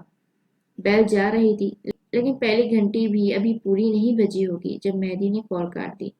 اسے یاد آیا کہ اس وقت ایک چھوٹے علاقے کی لڑکی کو کال کرنا کس قدر غیر مہذب حرکت ہو سکتی ہے، اب کہ اس کی انگلیاں کوئی پیغام ٹائپ کر رہی تھیں۔ یہاں سے دور، کئی میل دور، زینیا حاکم کا موبائل کسی پیغام کی نوعیت کے ساتھ تھرتھرایا۔ وہ جو کتے کے سامنے دو زانوں بیٹھی تھی، ایک گہری سانس لیتے ہوئے اٹھ کھڑی ہوئی۔ پاس رکھی چارپائی سے اپنا موبائل اٹھا کر پیغام کھولا۔ کیا تمہاری افروزہ سے بات ہو گئی؟ مہدی، انگریزی میں لکھا پیغام۔ زینیا نے مشینی انداز میں واپس لکھ کر بھیجا۔ ہو گئی؟ کیا کہا انہوں نے؟ فوراً پوچھا گیا۔ کوئی زینیا کو نہ نہیں کہتا۔ میرے نام ایک اور کامیابی۔ مہدی کے چہرے پر مسکراہٹ پھیلی۔ وہ تیز تیز ٹائپ کر رہا تھا۔ کیوں؟ کوئی تمہیں نہ کیوں نہیں کہہ سکتا؟ کیا تم کسی اور سیارے سے آئی ہو؟ پیغام آیا، اسکرین روشن ہوئی، لیکن مسکراہٹ اس کا بھلا یہاں کیا کام؟ میں اسی سیارے کا سب سے ریئر اور قیمتی اثاثہ ہوں۔ اتنا غرور کس بات کا؟ مہدی نے ایک بار پھر لکھا۔ مجھے لگتا ہے آپ خود شناسائی ٹائپ کرنا چاہتے ہیں۔ اٹس اوکے، میں سمجھ گئی، شکریہ۔ کھڑے کھڑے یوں ہی جواب دیتی وہ روبوٹ لگ رہی تھی۔ دوسری جانب مہدی زور سے ہنستا چلا گیا۔ میں سوچ رہا تھا اس وقت کال نہ کروں، برا لگتا ہے، لیکن تم سے بات کر کے اچھا لگا۔ آئندہ نہیں لگے گا، کیونکہ میں آپ کو بلاک کر رہی ہوں۔ اپنے نازک دماغ پہ زور دینے کی ضرورت نہیں۔ اور اگلے ہی لمحے اس روبوٹ نما لڑکی نے بلاک کا بٹن دبا دیا تھا۔ مہدی نے اپنے موبائل کو ڈھیر ساری بے یقینی سے دیکھا۔ یعنی اس لڑکی نے اسے بلاک کر دیا؟ مہدی کمبیر کو بلاک کر دیا؟ کیا اسے ایسا کرنا چاہیے تھا؟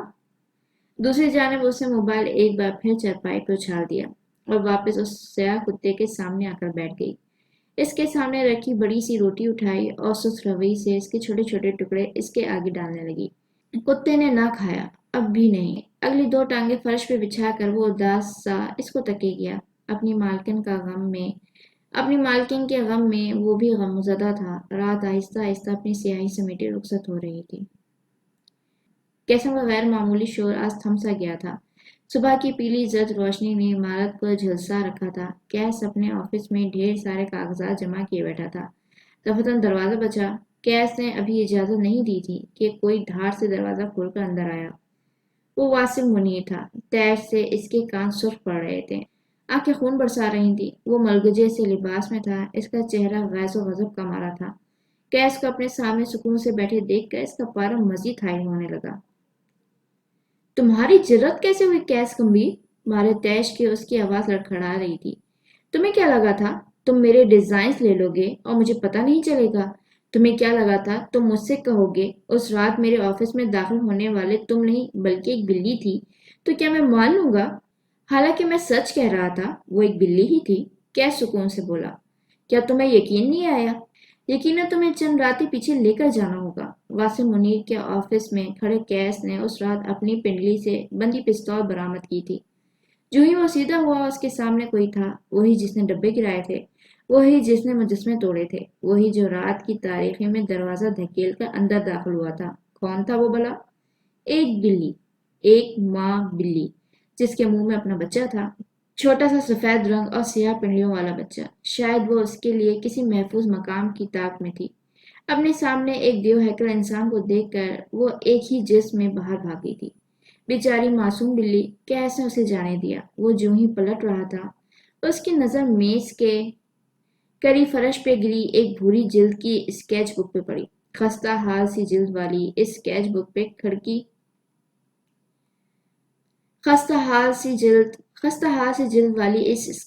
پہ کھڑکی سے آتی روشنی پڑ رہی تھی۔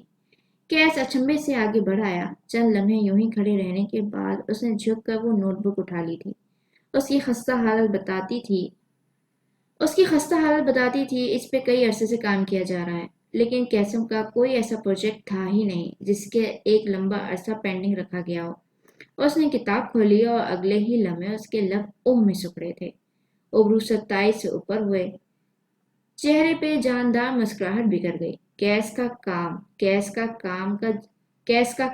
کیس کا جنون تھا، اور جو کام اس وقت اس کے ہاتھ میں تھا یہ کروڑوں کا فائدہ تھا کہ لوگ اس کے کئی سٹاکس ختم کرنے کے دیوانے ہو سکتے تھے۔ اسی لمحے کسی بھاری بوٹوں کی چاپ کیس کو اپنے قریب آتی سنائی دی اور اس نے سر نہیں اٹھایا۔ وہ یوں ہی صفحات پلٹتا رہا یہاں تک کہ آواز ساکن ہو گئی۔ بوٹوں والا شخص ٹھہر گیا تھا۔ کیس نے سیاہ آنکھیں اٹھا کر اسے دیکھا۔ براق حنیف ایک بار پھر اس کے سامنے تھا۔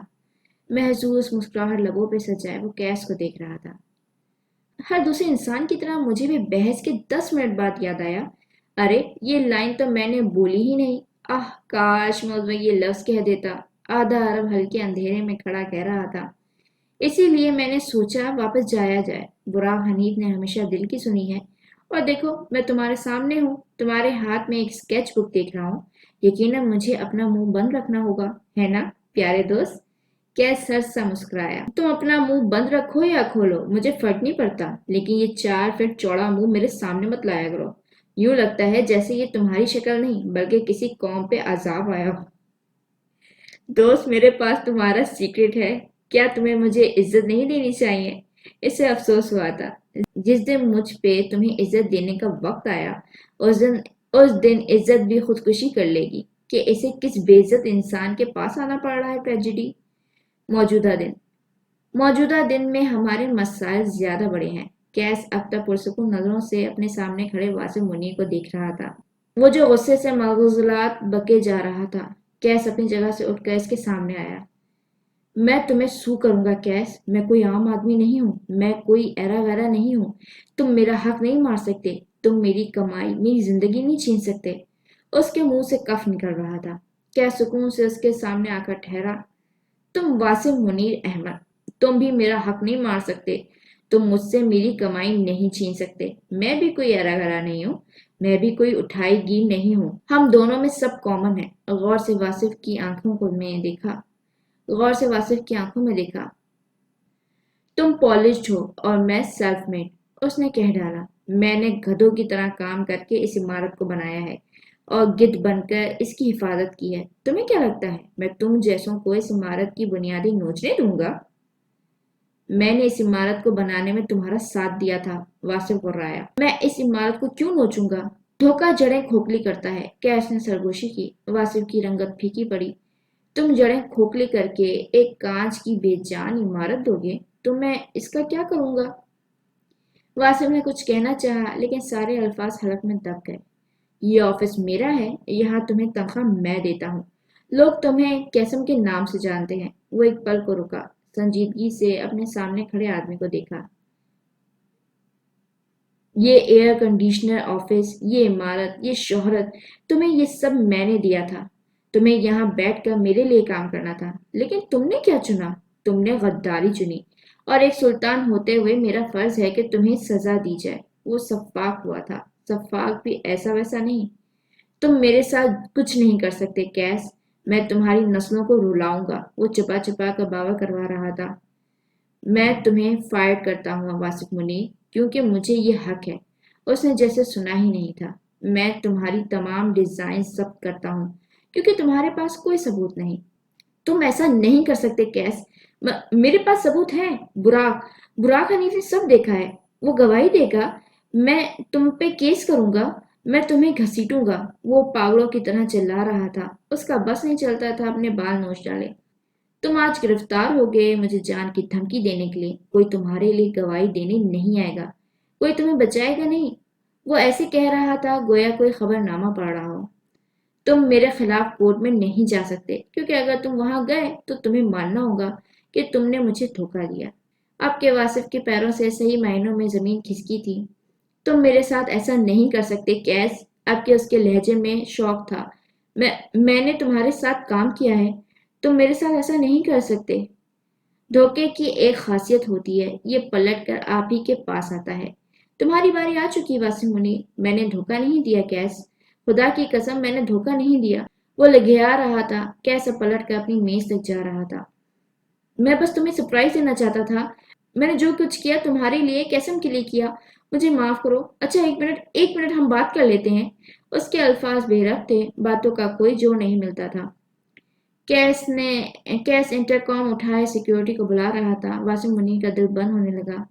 کیس تم میری بات سنو، میرے ساتھ یوں نہ کرو، میں نے تمہیں کوئی دھوکہ نہیں دیا، یہ سب قسم کے لیے تھا، میرا یقین کرو۔ کیس نے ٹھنڈی ٹھار نظروں سے اسے دیکھا۔ 1 مہینے قبل فیصل آباد میں سائٹ دیکھنے گئے تھے تم، کیا اپنے زندہ باپ کی قبر کے لیے، یا پھر اپنی مردہ ماں کو اسلام آباد کی قبرستان سے کہیں اور شفٹ کرنا ہے؟ واصف منیر کے منہ پہ جیسے کسی نے کھولتا ہوا تیل ڈال دیا ہو، وہ جل کر راکھ ہونے لگا۔ تم ان 1000 ڈیزائنز کے سہارے اپنی کمپنی، اپنا فیشن ہاؤس بنانا چاہتے ہو؟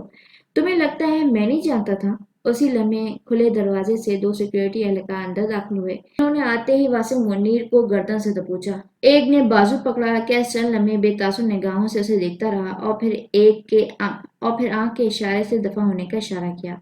سیکیورٹی اہلکار اسے لے کر جا رہے تھے، وہ خاموشی سے ساتھ جا رہا تھا۔ اس وقت اس کا دماغ خالی تھا، لیکن وہ بہت جلد ایک انتقامی کارروائی کے ساتھ لوٹنے والا تھا۔ کیس تیار تھا، وہ ہمیشہ ہی تیار رہتا تھا۔ حاکم نواب کے گھر پہ دوپہر کا کھانا کھایا جا رہا تھا۔ لمبا دسترخوان برآمدے میں بچھا تھا۔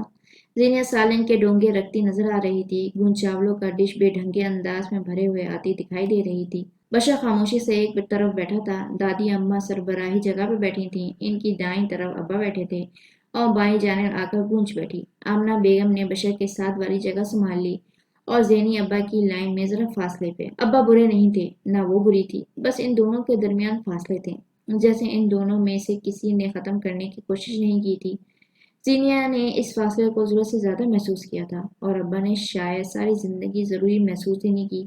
ابا، کھانے سے ہاتھ روکے بیٹھی زینیہ نے پکارا۔ کہو۔ اگلے ہفتے سے میری کلاسز ہیں، مجھے جانا ہوگا، آپ کی اجازت چاہیے۔ وہ گردن تیزی کیے اپنے باپ کو دیکھ رہی تھی۔ بشر خاموشی سے کھانا کھاتا رہا۔ اگلے ہفتے نہیں بیٹا، 2 دن بعد مائیوں ہوگا، پھر اگلے 2 دن بعد نکاح اور رخصتی ہے۔ پلاش نے ایک چھوٹا سا فلیٹ دیکھا ہے، تم اس کے ساتھ وہیں شفٹ ہوگی۔ اس ہفتے نہیں، اگلے ہفتے دونوں ساتھ جانا، انہوں نے تفصیلی جواب دیا۔ لہجہ خوشگوار رہا۔ زینیا بس انہیں دیکھ کر رہ گئی۔ بلاش سعودی عرب کب جا رہا ہے ابا؟ آپ کے بشر نے سوال کیا تھا۔ 1 ماہ بعد کا کہہ رہا تھا، وہ بھی میری وجہ سے، ورنہ اسے تو شادی کے اگلے روز جانا تھا، لیکن میرا بھانجا ہے، اپنی عورت کو یوں چھوڑ کر تھوڑی جائے گا۔ ان کا بس نہیں چلتا تھا، بھانجے کی شان میں قصیدے پڑھنے لگے۔ گونج نے ایک نظر زینیا کو دیکھا، پھر ابا کو، اور پھر دادی کے کان کے پاس جھکی۔ یہ آپ کے بیٹے کو ہو کیا جاتا ہے؟ کبھی گڑ کی ڈلی، کبھی زہریلی کلی۔ اس کی آنکھوں میں شیطانی ناچ رہی تھی۔ دادی نے اپنے بیٹے کو دیکھا، پھر گونج کے کان میں سرگوشی کی۔ جب بھی یہ آدمی تم لوگوں سے غصے میں بات کرے نا، تو یہ سوچا کرو کہ اس کے سر پہ بھاری پتھر گرا ہے، بیچارہ پاگل ہو گیا ہے۔ ابھی وہ دادی کی بات پہ مسکرا بھی نہ سکی تھی جب ابا کی بات پہ ٹھٹک گئی۔ یہ کھاؤ گونج، کتنی کمزور ہو گئی ہو بچے۔ انہوں نے محبت سے اپنے ہاتھوں سے بکرے کا سالن اس کی پلیٹ میں ڈالا۔ گونج کے تاثرات سپاٹ ہوتے گئے۔ اسے ابا کی ان محبتوں کی ضرورت تھی نہ عادت۔ ابا اور گونج تکون کے سرے تھے، ایک سرے پہ گونج تھی، ایک پہ ابا، آخری سرے پہ کون ہونا چاہیے؟ وہی جو انہیں جوڑے سکے۔ بیٹا تمہاری پڑھائی کیسی جا رہی ہے؟ اور تم نے مجھ سے پیسے مانگنا ہی چھوڑ دیا ہے۔ کل تمہاری اماں کو 10,000 دیے ہیں تمہارے لیے شاپنگ کرنا۔ وہ کس محبت سے کہہ رہے تھے؟ زینیا بس انہیں دیکھتی رہی، سنتی رہی، لیکن گونج سے سنا نہیں گیا۔ وہ ابا کی محبوب اولاد تھی، لیکن اسے ابا سے محبت نہیں تھی۔ میری پڑھائی اور میری شاپنگ آپ کا مسئلہ نہیں ہے، وہ کہنا تو یہی چاہتی تھی، لیکن پڑھائی ٹھیک ہے، کپڑوں کی ضرورت نہیں، مناسب لہجہ، اور وہ اٹھ کھڑی ہوئی، کہہ کر اپنے کمرے کی جانب بڑھ گئی۔ اب اسے اگلے 1 گھنٹے تک رونا تھا، ابا کے ماضی کے رویے پر اور حال کے بدلتے رنگوں پر۔ زینیا اب بھی چپ چاپ ابا کو دیکھ رہی تھی۔ شادی اس کی تھی، اس سے پوچھا جانا چاہیے تھا۔ پڑھائی کے لیے دوسرے شہر وہ جا رہی تھی، اسے حوصلہ دینا چاہیے تھا۔ ابا اس کے فیورٹ تھے، لیکن وہ ابا کی فیورٹ کبھی نہیں بن سکتی تھی، چاہے کچھ بھی ہو جائے۔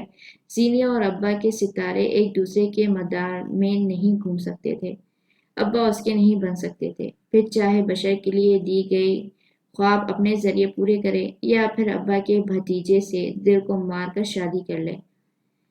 ابا چند لمحے آزردگی سے اپنی چھوٹی بیٹی کو جاتے دیکھتے رہے، پھر اٹھ کھڑے ہوئے، ایک سخت نظر زینیا پہ ڈالی۔ اگر تم اس کی تربیت اچھے سے کرو تو آج وہ اس طرح زبان نہ چلائے، لیکن تمہارے تو اپنے غم ختم نہیں ہوتے، سارے عذاب مجھ پر ہی آنے تھے۔ بڑبڑاتے ہوئے وہ چلے گئے۔ زینیا یاسر سے ابا کے لیے بنائے کھانے کو دیکھتی رہی۔ زندگی میں محبت کے علاوہ بھی کئی غم تھے۔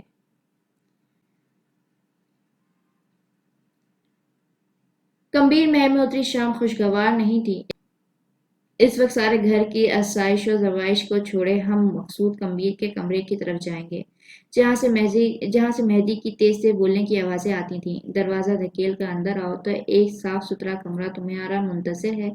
چاروں دیواروں پہ ہوا سفید پینٹ، کمرے کے عین بیچوں بیچ رکھا سفید پلنگ، دیواروں پہ مختلف پینٹنگز تھیں، ایک جانب قدیم تاریخی کتابوں کا ریک، اس کے سامنے رکھا سیاہ ریک لائنر۔ مقصود کمبیر اپنی ویل چیئر پہ بیٹھے تھے، مہدی ان کے سامنے کھڑا تھا، نیلی بیگی شرٹ، سفید سلیوز، گلے میں جھولتی چین، بالوں کے تازہ سپائکس، اور چہرے کا دبا دبا غصہ۔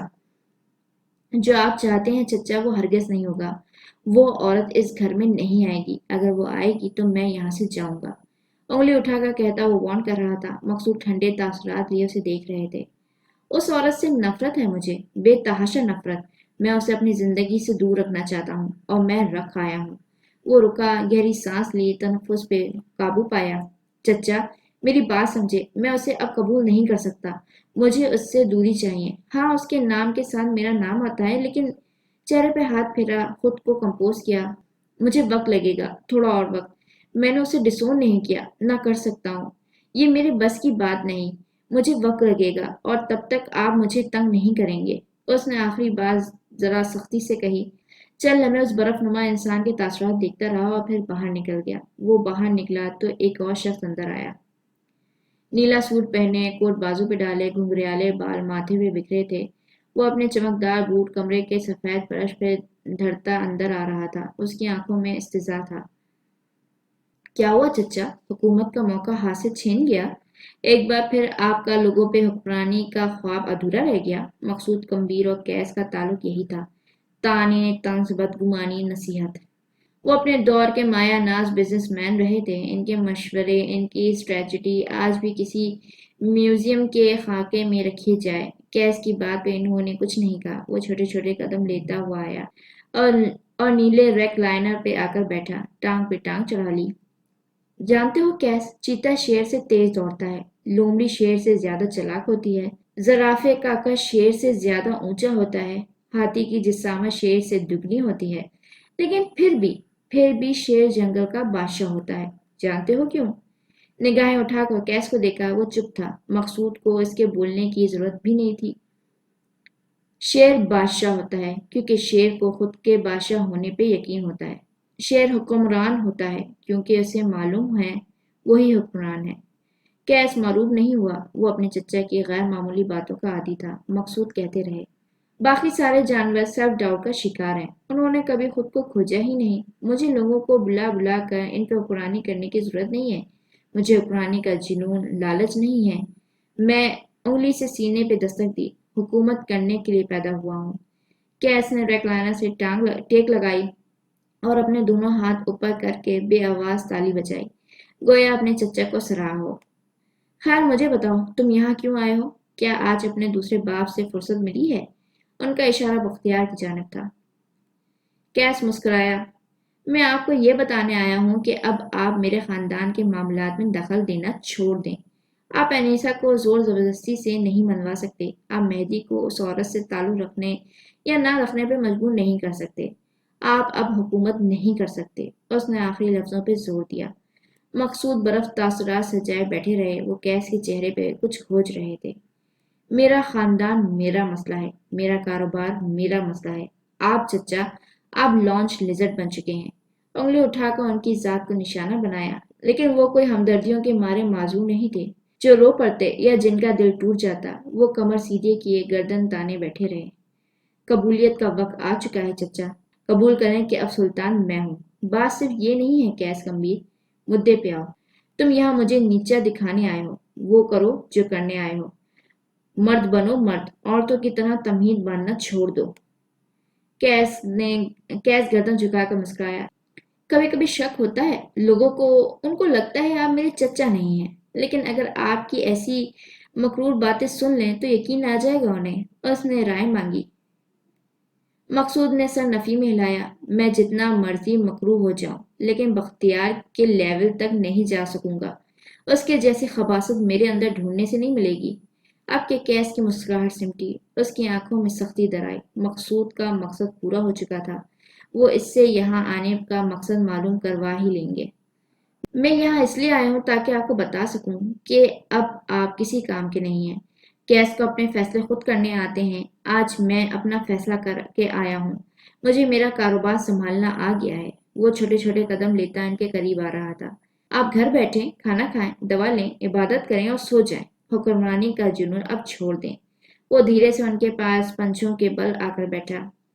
आप अब कुछ नहीं कर सकते, उसने जताया। मकसूद तपिश ज़दा मुस्कुराए। मैं अपने वक्त का अजीम बिजनेसमैन हूँ कैस। मैं हुक्मरान हूँ, मैं अजीम हूँ। उसकी आंखों में झांका और एक एक लफ्ज तोड़ कर अदा किया। मैं आज भी सब कर सकता हूँ। कैसा सुकून से उन्हें देखा। चंद लम्हे वो बस उन्हें देखता रहा, फिर एकदम उसकी आंखों में सब फाकी उतर आई। इबलीस ने गोया उस पर साया किया और उसी लम्हे वो अपने पैरों पर उठ खड़ा हुआ। सब कर सकते हैं वाकई। सर से सरगोशी, हकारत। वो अपनी टांगों पे खड़े होने का जोम जता रहा था। मकसूद गंभीर का चेहरा मारे अहानत और बेबसी के सुर्ख पड़ने लगा। कैस, वो खून छिलकाती आंखों से गुर्राए थे। आंखें आवाज लरस रही थी, सारा बदन कांप रहा था। मारे गैस के उनके अल्फाज तक ना निकल सका। कैस यूं ही खड़ा रहा, आंखों में इस्तज़ाइया लिए, तासुरात में हकारत लिए। मर्द जब माजूर हो जाए तो अपने खानदान के लिए मरहूम हो जाता है। वो सूर फूंक रहा था। मैंने चचा, उंगली से सीने पे दस्तक दी, मैंने एक लाश को अपने महल में रखा है। मैंने इस लाश को अच्छा पहनाया, अच्छा खिलाया। अब वो लाश अगर जिंदा होकर मेरी जगह लेना चाहे तो मेरे बस में है कि इसे मार दूं। وہ آگے آیا، ان کی کرسی پہ ایک ہاتھ رکھے ان کی جانب جھکا۔ مقصود گہری سانسیں لے رہے تھے۔ سرخ چہرہ، اہانت، بے بسی۔ بے روزگار مرد دنیا کا بوجھ ہے۔ میں نے یہ بوجھ اپنے کندھوں پہ رکھا ہے۔ چچا خاموش رہے۔ نوالے توڑیں اور سو جائیں۔ میرے خاندان اور اس کے معاملات سے دور رہیں۔ مقصود کا تنفس تیز تیز چل رہا تھا۔ وہ خون آشام نگاہوں سے اسے دیکھ رہے تھے۔ ان کا جی چاہا تھا وہ آج کیس کا گلا گھونٹ ڈالیں۔ قبولیت کا مرحلہ آ گیا ہے، قبول کریں چچا۔ کیس انہیں چند پل دیکھتا رہا، پھر آگے بڑھ گیا۔ دروازے کے ہینڈل پہ ہاتھ رکھے وہ ایک پل کو رکا تھا۔ مڑ کر اس لاش نما انسان کو دیکھا، سر سے پیر تک۔ یاد رکھیے گا، آپ سب نہیں کر سکتے۔